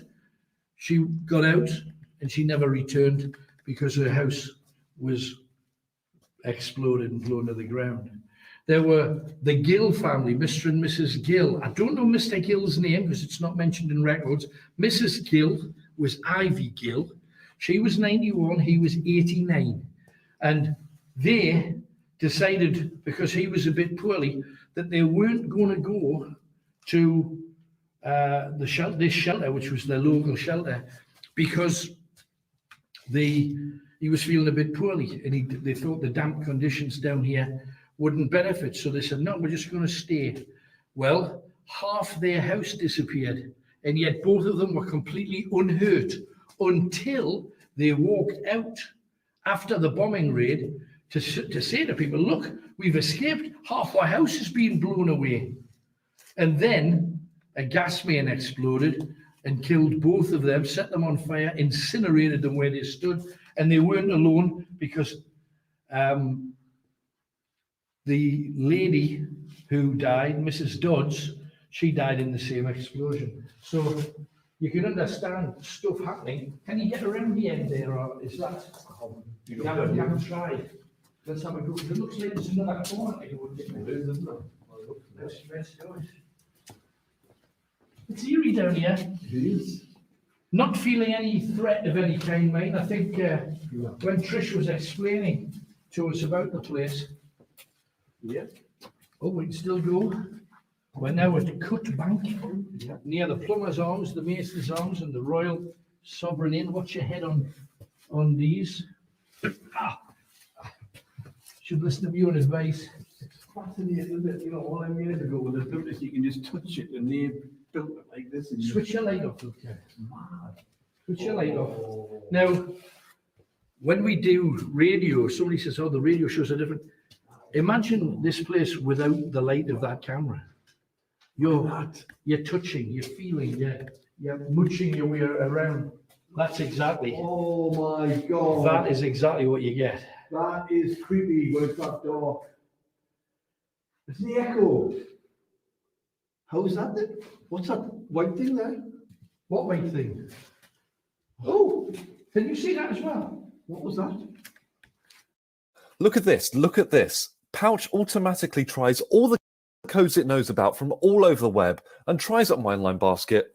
And I've just saved £52 on my online. Is that might be Tony's light cooling down? Tony's camera maintenance. Because I'm seeing a little bit of white. Yeah. I don't know. Can you see me, Tony? I can't see a thing. You can't see a thing. Apart from the screen, which is also black. There's you know them like Davy lamp things? There's one. What was that? Jesus. I just walked up to Tony and got his in and It is, isn't it? It's like, is that a Davy lamp kind of thing? it's like that. It's an old-fashioned oil lamp. Yeah. Oh, look at that, man. How old we That would be the difference between switching lights on and switching lights Maybe we off. should do that at some point tonight. Just turn the lights off, sit and see if we can. See what- because that scream we heard last time was And we got that. demonic. It was got that from down nowhere. here. It was down this way as It well. was down this end, definitely. Was it? Still got areas. We could leave you at one end, Kenny. Say again? We could leave you at one end. Up here? Yeah. In the dark? Yeah. It's not echo. Yeah. Well, Why is it echoing? yeah, but remember your camera is night vision, so it won't seem dark on the camera. Yeah, you'll see it on here. won't You'll you? see it, so that's good. I mean, you won't see anything. No, But no. Oh, that is echoing. This is. oh wow! Oh. Oh, we get it's getting smaller. Yeah. This is not echo. This is amazing. There's vibrations in here. Oh, it feels like we're in a. Can you feel that? There's vibrations.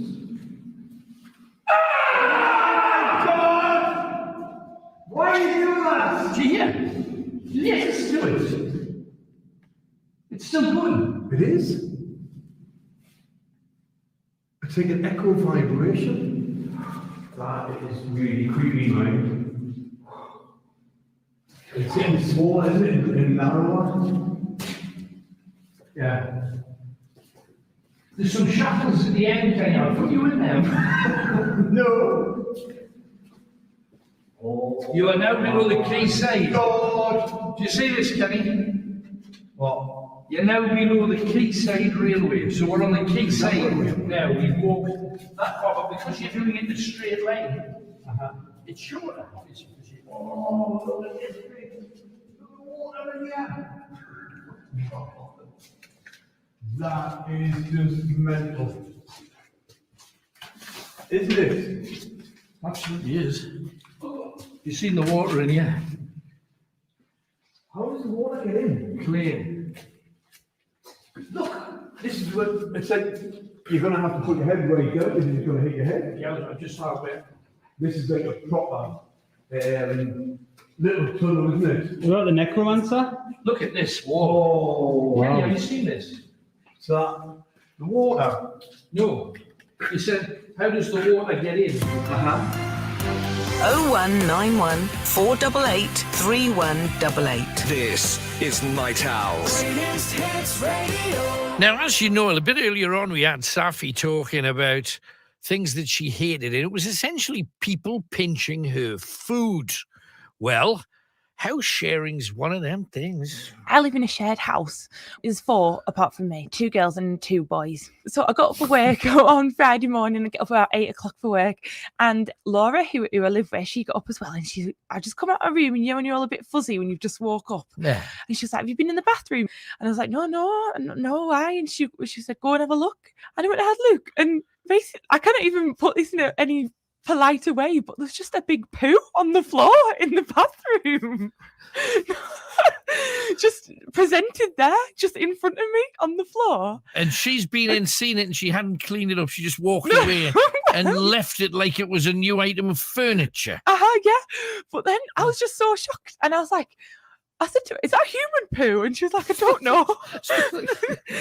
And it was... I have to have a DNA tested to see if it's a human poo. It was funny because I don't know what anyone else's poos are like, but mine don't smell like that poo smelled like. So you sniffed it? What did you sniff it for? Well, I think it's because the central heating was on. It had somehow warmed the poo. There's quite a stench coming off it. But then I thought it cannot be an animal poo because it seemed as though the person who had done the poo had wiped the bum on the hand towel. Honestly, Alan, no. This is totally true. So I was absolutely raging, as you can imagine, that someone had done a poo on the floor. And then you washing your face and... I didn't go in there because I couldn't have a shower before work. I just had to go in there in the toilet where there's just a toilet in the sink because that was poo free. Yeah, if you're going to hate poo, that's a good reason to hate it. We also talked a bit about problems between husbands and wives getting fair rights where their children are concerned. Families, there's a lot of problems there. Particularly brothers, it seems. When he actually said, I've just hit my girlfriend over the head, you'd think slapped her with something or... Yeah, well, what he said was he's pushed a can of lager into her face. And that's what's caused the cut. But anyway, he turned up at my door. This is my brother. Yeah. Most of my family's pretty much give up hope with him. He's had chance after chance after chance. Yeah. Yeah, this is my brother, so I kind of turned him away from my door. But she's got staples in her head. Is she going to press charges? Staples on her top of her head. Is she going to press charges? I think sure he has. Like I say, Right. on a Wednesday, he spent the night on mine. Right. The police turned up on Wednesday and arrested him. Right. Bear in mind, I've got 2 young ones myself, Alan, 2 toddlers myself in this house, They come back late on Wednesday night, seeing he's been bailed, and I'm thinking, by God, he needs to sort himself out, Innocent until proven guilty and all that, but you not think if he goes down, at least he'll get the help that he needs inside? This is exactly what me and my mother and father talked about. We'll see, look, the best thing for him probably would be jail. And what about a brother's revenge? My brother died of heroin overdose. Right. So what did you do? You found out the people that supplied him? And I went round and... Had a quiet word, so to speak. Stopped them selling drugs and... You must have damaged one sufficiently, though, to get you into prison. Well, I did. Well, my brother ended up dying for it. Yeah. So what were you jailed for? Possession of a handgun, false imprisonment, Section 18, wounding with intent. Right. So you shot the person who did it, essentially? No, I never shot him. You just give him a good howking? I just give him a good pistol whip with him. And enough to hopefully dissuade him from selling drugs to anybody else? Well, they're not selling drugs anymore. Right, okay. They're not. But, and how long did you get for that? 9 years. Blimey, right. And 9 years, most of that, I'm presuming, would be because of the handgun. I've done 7 out of it. How do you get hold of a gun like Zip, though? Because I wouldn't have, even in the West End, and I've got a lot of contacts that are not necessarily the squeakiest clean human beings on the planet, but I wouldn't be able to get, I'm not sure I'd be able to get my hands on a handgun quickly. Well, without naming names, you just knew somebody that had one, or what? Well, you know the family I come from. Right. There you go. Now, what happens when your brother's a shooter? Not scumbags, they're my brothers. He was and I there love shooting them. people. It wasn't shooting people, it was a drive-by shooting. And do you know what that means? Yeah. It means shooting at a person. It was complete accident as well. You shoot into a crowd of people and it wasn't a crowd of people. So what was it? He shot into the air and it and it hit a pigeon and the pigeon landed on something. Come on, if you No. fire guns in public I places, know that, you but you hurt don't- people. I know that, and it is wrong, and I'm not defending that. What I'm saying is he didn't know that was going to happen, but we can be here all day. He was there, and he's got 32 years. But at the end of the day, they haven't gone up and shot someone yet. Nothing like that, and I don't believe in guns myself. So, yeah, it was all right. It's okay if you shoot in a public place as long as you don't plan to hit anybody. How dumb do you get, really? I'll just give you one last one, then a corking piece of music. And this is about being charged for attacking somebody. I've been reprimanded for attacking the guy that forced his way into my property. Did he get in? Yes, he actually pushed me onto the stairs and stepped over the thing, which... Did he get anything from you? No, he never got anything except Good. from a punch in the face. Right. But because I've hit him, I'm the one that's getting charged for it. He got off scot-free. Now, hang on. When you say he got off scot-free, so the police had him? They went and arrested him to caution him, and he got off with nothing. Right, well, a caution isn't nothing, which means that the police know he's doing this, which also means anytime anybody tries to push their way into a house within 10 miles of where he lives, they're going to go to his door. They're going to show his photograph to the person. So that's not nothing. Not enough, in my opinion, but it's not nothing. They're on about taking me to court for actual bodily harm because I punched him. Well, wouldn't you? Damn sure I would. 0191 488 3188. If you want to talk about anything, any of those clips resound with you, call us right now. Alan Robson with you. And we are talking to Michelle. You on end of this. Okay, I think it's probably fat, rot, dirt. How many years? Poo, wee, godly substances. And what else lives down here, do you think? Oh, there'll be rats in here. Spiders Look, there. There's got to be rats in here, isn't there? Got to be. Look at that, Slugs. how orange that looks on the floor as well. Oh, this is the creepiest bit, mate, isn't it? Well, this is where we'll leave you and I'll go up the other end. Did you see the necromancer here? Yeah, I think so. My. Can you take... Yeah. And you just go ahead now. Were you going to see Oh, I haven't got the amplifier, but we'll probably not need I don't it. think we'll need it in here. It'll echo anyway, won't it? I don't think we'll You just stay near the mic a bit. I'll do that. Or maybe if I go in front and you go up the side with it. Can you hear dripping up there? There's dripping up there, man. Well, let's go ahead. You got the camera. Oh! I'm going to be your microphone looks funny because I'm Yeah. How many times are we going to bang your head here? Where is the that? Not here. Oh, sorry.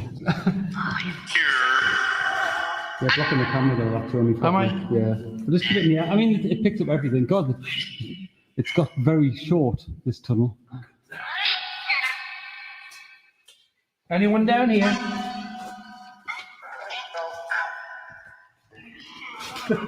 Anyone down here?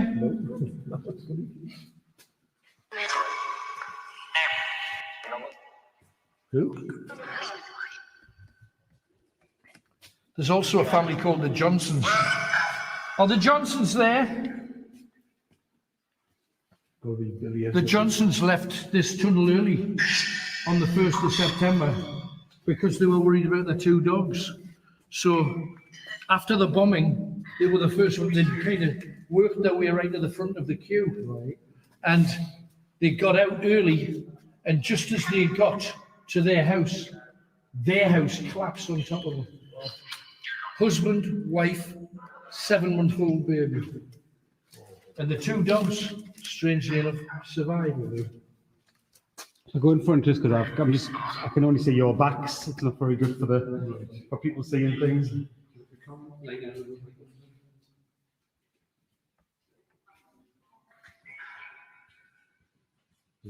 Now make sure you share. We've got our amazing night out badges for you and blazing proudly upon his chest. Did you hear that? That was a cry, wasn't it?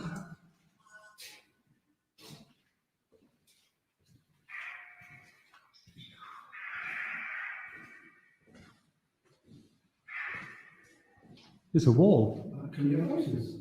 Yeah, I heard voices there. Could that be someone just above? What? Yes. 50, 60 feet above. No. Yeah. I'm going to use the amplifier, and the amplifier's in the mid part of the tunnel. Are you reading the page? Local school, Irene Page died when she found a gas-filled bomb crater. That's the Tarson Street story that we told us about at the very beginning. There's a temperature. What is it? Doesn't look like it's much. Check that with. What's that? What's there? So 10? Just over 10? 50. Right. Depends whether you're old Yeah. school.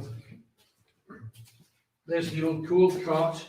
You see, if you were that guy, Mr. Artless, and that was coming, one of the guys actually leant back. Right. You know, it's side by side. Yeah. The other guy was there. Just underneath. Could you imagine how scary that was, thinking, am I going to die in this next second? And they would rock up here. And that's how people dug them out, see? With drills. Oh, man. Incredible, isn't it? Hacking away a lump of earth. And that's all they had. They didn't have electronic equipment.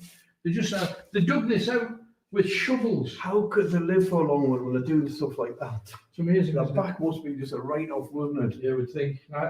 What age would they survive to? The worst story. What's your back, Tony?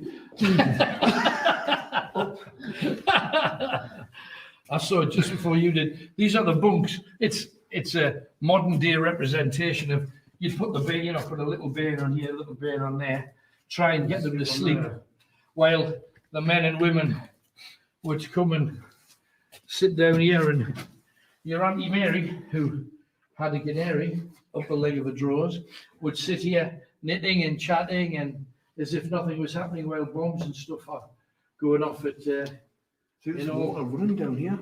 Yeah, I know, that's from St. Dom's. The worst story that I heard about all of the people who died in and around, it's a story about a woman. Oh, how far down? Do you see how far this goes? No. Have you put a torch on that, just so that you know for yourself? Oh, man. I see. That is just creepy as so good. But we heard voices halfway through. Could we be hearing stuff from upstairs? You shouldn't be able to, surely. I mean, how far is the? I think it's like 34. I mean, the lowest point's about 30 feet. The longest probably 50, 60. But there'll be buildings above. Yeah. St. Anne's Church we're under. So we'll be under the crypt. Oh. Now, do you remember?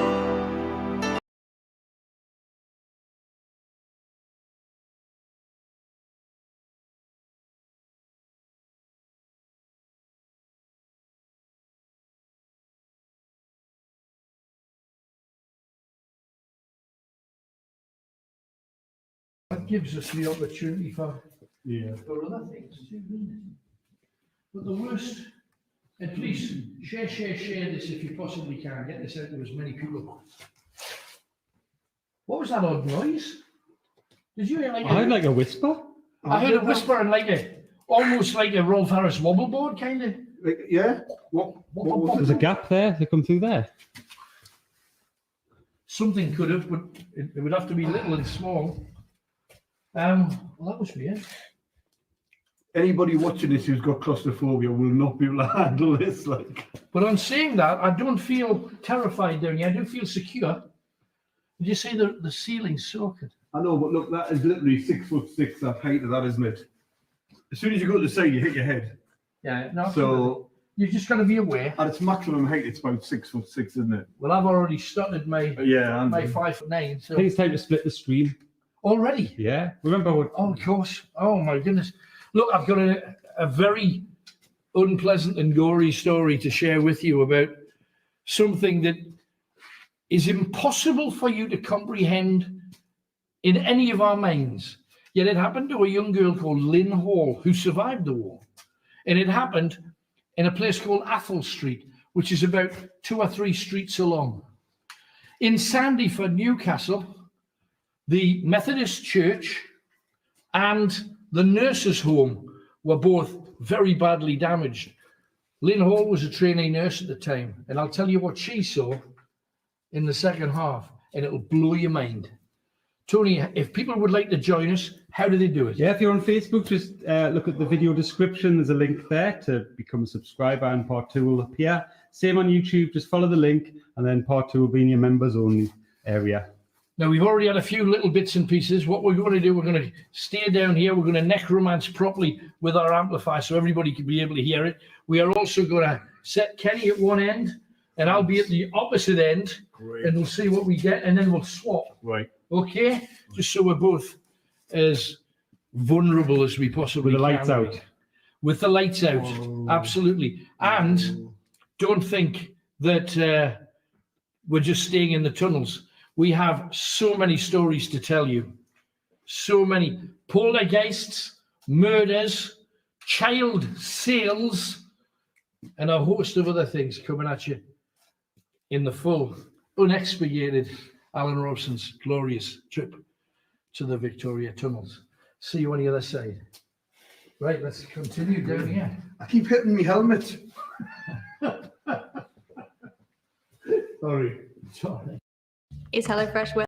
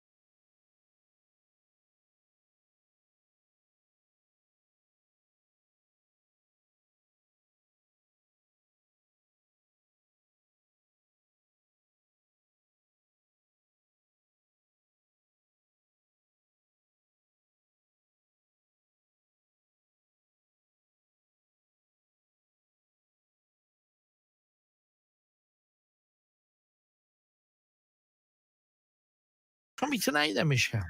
Well, a couple of things. First of all, the young lad you had on before about his poor Ben now doesn't get to see. I felt heartily sorry for him.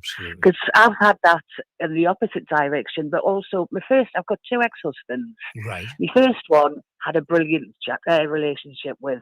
We had to go through the CSA though back then, right. And they were trying to take loads of money off him. So what I decided to do was I was going to fill in the papers and cheat for him.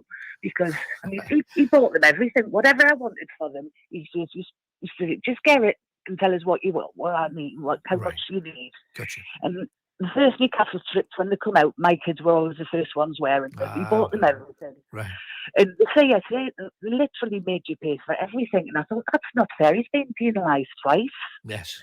Yes. So what I did was I put in that he had them the whole of the summer holidays, every half term, a week at Christmas, and every weekend. So he ended up only having to pay £10 each a week for them.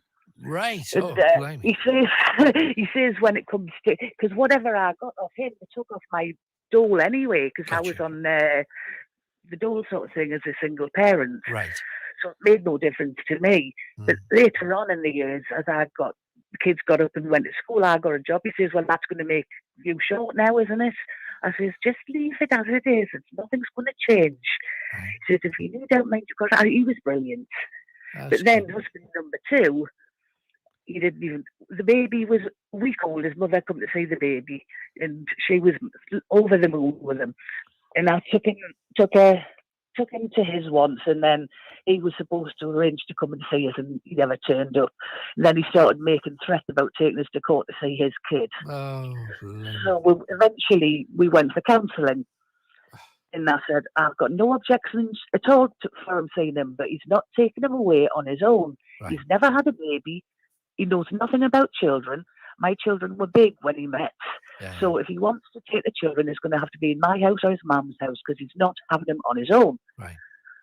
So what they agreed, first meeting was going to be at the local community centre, where there's a play area in the backyard and all that. So I took him there, and he was half an hour late. And he did come. He didn't have any sweeties or anything for the Ben, and they were outside at the what do you call it, basketball court, and he was trying to get the Ben interested, but he was too shy of them. Right.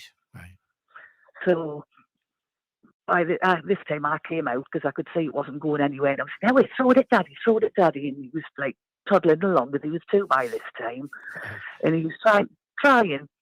But the more I got involved, the more he started to play. So we did this 2 weeks running, and then I said, well, at least he's getting to know you a bit now. I says, how about next week if I let you take him bowling or something, and I'll drop him off and I'll pick him up. Right. You can have him on your own at the bowling alley. Oh, I didn't know about that, like, because that meant you'd have to pay for bowling, you see. So there was none of that could have happened. So he never turned up again after that. Never seen him. 22 years later, the Ben's never had a birthday card, Christmas card, none out. Oh, what? So did you know... presumably you were still with him when you created the baby. At what point did he... What happened, when I met him, I'd only been with him for 2 years when we got married, and he literally was a really good, fun guy. Right. He never had a job. He was a lazy son of a bitch. But I wasn't bothered about that at the time. He was just good fun. Right. And then I think I've told you in the past, I found out I had this brain aneurysm thing going on. And they told me I needed a massive brain operation. And afterwards they said, you can't have any more children because it'll kill you or you and the baby. Yes. And I went, all right. But I'd already told him I didn't want any more kids anyway. But he decided by this time he wanted a baby. All I can say is I was brain damaged. Yeah, no. When he then said he wanted a baby, so I agreed. And it wasn't until I found out I was pregnant, I suddenly realised I had something to protect. So he was at the door. And remember I told you when I went to try and divorce him? Yes. They wouldn't let me because I hadn't been married a full year. I remember now. Unbelievable. Yeah. What a clown. Yeah, that was him. I love the idea, mind. With the first one, that's how parents should be. You should look after each other. You don't want to be with each other, but you've got something precious. He's got a lovely partner now, and the grandbairns are smashing there all the time. They love them.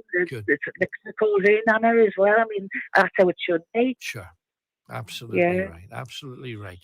Anything else then, Michelle? Yeah, when Siegel was in, he reminded me of when she first started to come on. Well, you have a lot of little sub networks of night owls. We all have our own little cliques. Yes, absolutely. We have a group called the Madhouse. Right. Hello to Tina, Darwin, and Vicky, and I cannot think of everybody's names right now, but we meet up every now and again for a drink. Good. Well, this lady had just been on. First we were laughing at her, and then we thought, it's not funny, she might need serious help. Right. And then as time went on, we realised she was just a cracker. Right. And then, and we just thought, no, we just have to listen out for her again. She'll come back. She can't be dead. Right. No, it is funny that I know exactly what you mean with respect to people, because we treat everybody on the show as if everything they're telling us must be absolutely true. Exactly, yeah. And we know that it's not always the case. Exactly, that's it. I mean, people come on asking for things, and sometimes they get all the things, and you find out it wasn't true. They didn't need them. They're just scroungers. And that really does annoy people. Absolutely. When they're giving away things that they could have done with. No, for sure. Or other people could have done with. Yeah, 100%. 100%. Yeah. Hey, but good stuff. Anything else, Michelle?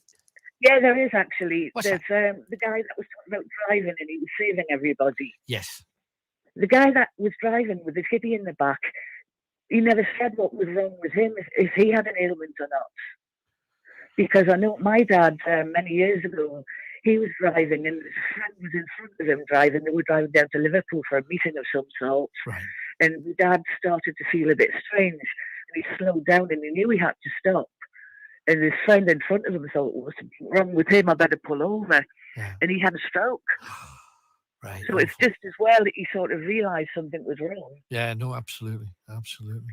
Because that could have been a terrible accident, or he could have ended up putting his foot on the accelerator. Yeah. Maybe that's what this guy did. You never know. I never got to hear, but blimey, scary, Yeah. scary stuff. Yeah. One last thing. Yes. Okay. Right. When I was younger, a lot younger, in my teens, I was doing a YTS. Uh-huh. I worked for a cleaning company. You may have heard of them, called Poppies. Yes, heard of Poppies. Yeah. I ended up buying them when I'd finished my YTS. I bought the company I worked for. Ooh, wow. Yeah. But whilst I was there, the manageress had gone out to visit a job to look at it to find out how many hours it was going to take to do their cleaning and whatnot. Right. When she got there, Brian Johnson was sat at the table with half the band members and his wife. Wow. Hey, yeah. Tremendous. Yeah, and when she come back, we had to find the cleaner that would do so many days a week and so on. And when she took the cleaner that she picked to do it, she took her back, and it only turned out they were all pals. And that her husband, the cleaner's husband, used to drag the band around in his own van when they were doing gigs locally, when they were just teenagers. Oh, that's great. I know, it's hilarious. Friend of the stars as well. Brilliant. Hey, thank you, Michelle. Great stuff. Thanks for coming Okay. on. Cheers, Alan. Night, night now. Bye-bye. Isn't she great? There you go. And Geordie, that wouldn't have been AC/DC, but Geordie on the rise. I love that band. I'm still, their albums to this day are still stunning, and not just the hits. Check out some of the other stuff. That hearing Brian sing House of the Rising Sun on the second album. Oh, stunning. 01914 488 3188. And of course, Geordie's lost his leggy off the first one. Easter's been on and said, Alan, my mate, be careful when you're scratching the back of your napper. You'll have your eye out with one of them rings. FFS, me heart's in me mouth. That's all right. I'm practiced with it. Don't you worry. And also, an anonymous night owl says, I hate it when greedy corporate radio stations disregard great talk shows. I think we all have a similar feel. And we also have this from Andrew. I wanted to send you this to see what everybody thinks. Our dog Jasper, unfortunately, had to be put to sleep in March 2020. He had an aggressive cancer. I was heartbroken. A few weeks later, I was working at an empty house, driving home on the A19, and saw this in the sky. It gave me an instant cold shiver, and I had to pull over and send the picture to my partner. I know it's random, but I think it was a sign. My dad passed on the 6th of December, aged 66, and I hope I see signs of him and that he's looking after our two dogs. Now, the picture of what he saw, I can't make out what the sign is that he's seen. It looks like a starry sky with a couple of lampposts. I'm obviously missing something, but if Andrew's there, please send in what you think you're seeing so that I can see it too, because I'm not getting it at the moment. Right, across to Alison, who is in Anfield Plain. Hello, Alison. Hi, Alan. How are you doing? I'm all right. Good to talk to you as ever. What you got for us all tonight then, Alison? Well, it was when the topic came up of what makes you mad. It was kind of like the list just started to kind of build. So I thought I'd give you a ring and share some of them. Okay, we'll call this therapy in your case then, Alison, I think. Right, okay then, yes, because the first one is literally driving me insane at the moment, and it's them naming these storms. Right, yeah, because I think we've got... I don't know. Are we finished with Eustace and into Franklin now? Yes, we're in Franklin now. Right. So, all they're trying to do is scaremonger everybody. It's like, what happened to just, it's windy? Yeah, no, absolutely. It's going to be windy. It's going to rain a lot. So be careful. But you know, when they started scaring us with COVID, you know, there's the plague is sweeping, don't leave the house, and all of that, because this is where this comes from. And they haven't been able to frighten us with it for a little while. So now it's the storm's coming, don't leave. And I'm hearing people say, don't leave the house. Do they just want us in little cubes like it's a big national pet shop, you know, and everybody has to stay in their cage? It's horrific what's going on. On Friday, Rob was driving home from down south, Mhm. and I'd been watching it on Thursday night, and kind of like basically it was like the world was going to end. You were watching people all over the country, and these like reporters standing out saying, "Oh, like don't drive, don't do this, don't do the other," and never had winds like this ever, and you just think. And Rob drove home from down south, and it was sunny most of the way. Yeah, it was a little bit blustery, but it was sunny. Yeah. But the worry that kind of comes from that, and it's almost like they're trying to put us into this fear kind of mentality for everything. Absolutely everything. And this is interesting because I've always said that the issue that I have with most of the news coming, and I understand most of the news now that we get in the north comes from the south, and the furthest north, Manchester usually. And I had to listen to the radio before leaving the house yesterday morning. Now, this was the day. Don't leave the house, you're going to die. The winds are going to sweep you off your feet. You take your dog for a walk, it'll be blown to Ireland and you never see it again. So I'm thinking, right, I'll check the weather. And the weather said, so dangerous, you shouldn't watch it. Things will fall on you, you'll die. And I looked out the window, and it was a quite pleasant, chilly, but a pleasant morning, sun shining, slightly cloudy, but nothing to worry about. And I thought, I hate jogging, but I've got to do it. So I said, I'm going to get that start. The odd wind was a little bit chilly. Was it as bad as it was a month ago? It wasn't actually. It was worse a month ago. So it's actually marginally warmer now. And I get back in, switch the national news on, and it says, the northeast of England, you should try and stay in your house. Don't drive high-sided vehicles. And I'm thinking, they haven't been up north. They don't know what's happening up north. They're presuming that because Scotland's got a bit of a draft on, that we must have one, and we didn't. It wasn't windy. Yeah. It didn't blow me hat off. Do you know what I mean? If it's windy, if it doesn't blow me hat off, it doesn't count in my experience. It's actually windier tonight than what it's been. Like, it's literally battering us tonight. Yeah, I'm hearing it. But it's really funny, like on Facebook and things like that. Like when I've gone back like over memories, like 6 year, 8 year, most of them are like, I hope the fence stays up today. Yeah, I remember times when fences have been blown down, and you get a phone call at work saying, Alan, I've got some bad news. What's that? Your fence is halfway down the street. So, oh, hell's bell. And so, yeah. That used to be... But that was normal, though. It was you get wind, you get a bit of wind every now and then. But people never said previously risk to life. And okay, sometimes a storm will take somebody out. A tree will fall over. Scaffolding will fall down. A crane will fall over. I understand, but we shouldn't take it for granted that everybody's in mortal peril, because I drove into a busy village, and this it's not a town, it's a village, busy.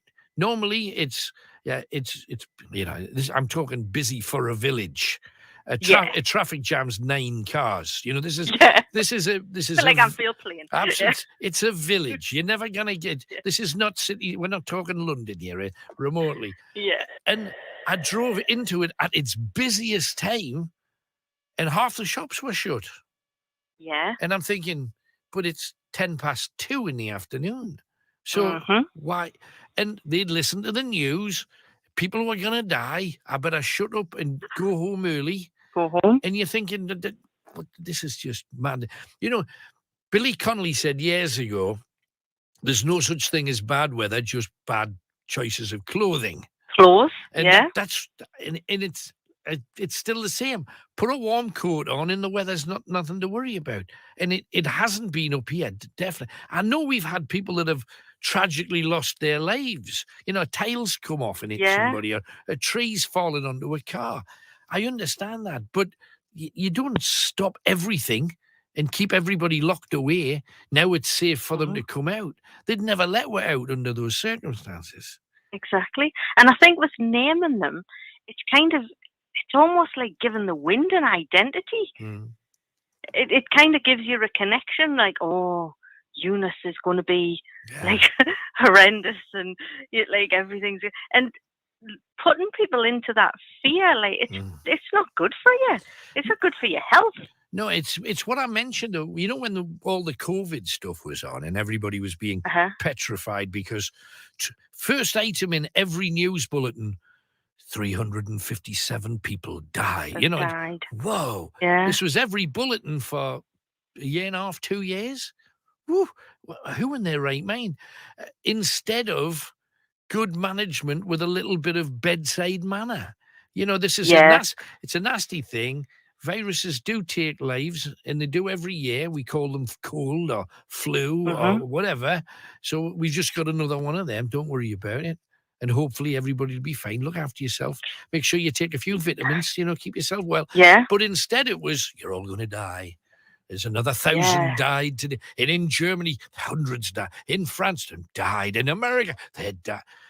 What are they trying to do? They're trying to just scare the pants off us, because it's been no... And I know this is not what I should be saying. COVID was an awful thing, but the same amount of people died the year before COVID as will die during COVID and after COVID. That nothing's going to change. People are going to die of viruses, and they always have. Yeah. So, and all the poor people who died of other things as well. But why should we be scared of one thing? And then more people died of cancer because COVID shut hospitals and doctors' surgeries. You know, should we be more scared of cancer because doctors aren't dealing with us properly? You know, I hate the whole fear thing, and it also makes you think, what's coming next? Yeah, because they'll make us scared. At the present moment, they're making us scared about the Ukraine and Russia. Yeah. And nothing's happened yet, but it's the greatest conflict since 1945. And whoa, but nothing's happened yet. But, you know, dear. It's ridiculous. Yeah. But on a lighter note of things that make me mad. Yes, please. Public toilets. Uh-oh. We always end up in a netty somehow. On this show, we always go back to a toilet. Okay. What's your story in the netty? Don't understand. It's just the horriblest thing in the world. You go into a public toilet and you just get yourself sat down. You just got to go. Well, you hover. You don't sit down because you don't sit down in public toilets, but you hover. And then you hear beep. And you think, oh no, it's coming. And I'm terrible with air fresheners. I can't cope with air fresheners. So you're in this cubicle where you've got the sink and everything the air freshener's straight in front of your face. And you've got to try and speed things up a bit. So when you hear the of the air freshener coming out, that's when you have to hold your breath.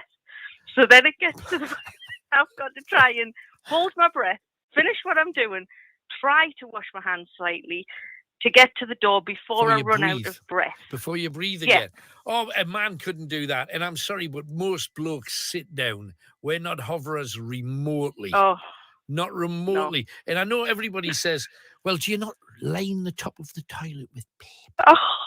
And no bloke's got time for that. They sit on the loo, they use the loo, and it's horrible. I know I'm a bloke and I'm letting the side down a little bit, but I hate being in a toilet next to, if I've got to go, and I'll try really not to, I'd rather wait till I get home, you know, for the big job rather than the little one. But I'm sitting in a cubicle, and there's two blokes on either side, and their orchestra is playing loudly. Let's just put it that way. Oh, dear.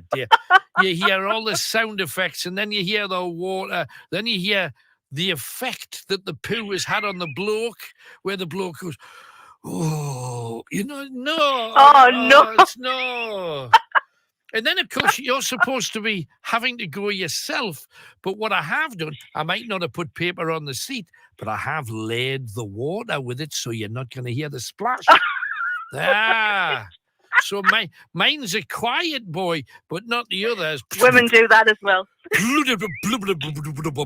And then, there was once I was next door to this was in Manchester Airport, and I was next door to this bloke, and he didn't, when you have a poo, you have a poo, and you get, I'm sorry to state the obvious, but sometimes you'll get a piece that will come away, then maybe another little piece, and then sometimes just a little other piece. Just, that's what this one guy went and he pooed like firing a howitzer in World War II. It all just went together. It just, and it was like a poo stinky noise, but it was, and he instantly went, poof, and he went, "Whoa, you bugger." How am I supposed to concentrate on what you're doing? That's going on. I mean, it fired out of his backside like a cannon. How can people do that? Unbelievable. I bet you wished you had an air freshener above your head. That's it's just, the whole room is just, because people are just airports. People have been on a plane for like however many hours. They go in there because they've got all of that gas stored ready to go. So it's not a good place. So I try to avoid it if I can. But the times that I've been, I don't know how a woman's toilet, realistically, has those. We haven't got them. We need them. We need them the size of fire extinguishers. We do, but we haven't got the. And I used to there was a toilet once on Percy Street in Newcastle when I was a little boy. And if you got within 200 yards of it, you could smell it. It was, but not in a nice way. This was old wee and poo. And it was an open toilet 24 hours a day. And it was disgusting. And I remember when I first got on the radio for the very first time, I mentioned this. And a guy came on who was the toilet attendant for the Percy Street toilet, and he said, "Alan, you'll not believe it. People come in here, men, they get into cubicles together and they're up to all kinds. Others come in and they're selling drugs, and others come in and they're abusing their own body, if you know what I mean." And I'm thinking, and he said, "Alan, it's a breath of fresh air when somebody has and then he used the SH word, You cannot make it up. So it's something about men's toilets are disgusting. They're disgusting because men use them. Please, I don't have to go in them. No. But this thing, the holding your breath thing, men would die if they had to hold their breath in there because it's from the moment you get in till well after you've gone. It's horrible. Well, it's an art. It's definitely a skill, and I've got it quite good now. But then when you come to, I don't understand on toilets, the handles, the doors are always swung the wrong way. Yes. So you push it to go in, then you're supposed to wash your hands and make it all clean, and then you have to touch the door to open it to get out. Why aren't the pushy? Touch the door on the way in. Yeah. And then push on the way out. Yeah. Who in their right minds made toilet doors the wrong way around? Horrible. No, there's nothing nice about the whole thing. And usually the toilet paper isn't proper toilet paper. It's that thin, nasty, hard, horrible stuff. Oh dear. No, it's public toilets in general. Not good. No, not at all. Not good. Right. There's just one more little thing that I need to tell you before I go, because I'm getting texts off Rob saying, "Have you remembered? Have you remembered?" And what's this one then? This is what makes him mad. And it's every Sunday night when we sit and listen to the show, and we listen it to the very end because he's obsessed with quizzes and things like that. Right. So he has to get the quiz question. He has to ring in. Good. And then when somebody rings up that's got it and they don't know the answers to the questions, they only know the last one. Honestly, that makes me, I have to stay up till 2:30 because he has this absolutely, it's like, I'm not listening. That's it. They should know the answers to the quiz. Honestly. Dude, I once during this we had a great prize to give away. This is about 30 years ago. We had a prize, and I'm sure it was for like a week at some stately home. It was like a week's holiday. His head would explode if that was the case. and I'm fairly sure it was the Lake District. It was like a week in the Lake District. They're staying in this beautiful blooded area. And the person that won it guessed the answer and didn't answer any of the clues. And we're all looking at each other saying, Honestly, that is impossible. How the hell did they get it from? But anyway, I've got 2 more clues to do. I'm going to do them right now. Alison, thank you for calling. Cheers, darling. Bye-bye. As always, thanks, Ali. So, for Alison's husband and everybody else, here's all of the clues. Let's get this sorted. I'll give you a bit of music so you can cogitate. Clue 1. Christopher Lee's Dracula films are a good example of this. What are the Dracula films a good example of? The Christopher Lee one. Second clue. If you are astonished, if you're amazed, you might say this word. One word that you say when you're shocked, astonished, amazed. Third clue. The name Putin calls his nana. Okay? Not just Putin, anybody that lives in Russia or Poland, in fact, what they call their nana. Okay? And the fourth clue, famous Emily Bronte story. Okay? Famous Emily Bronte story. Okay? You got 4 clues.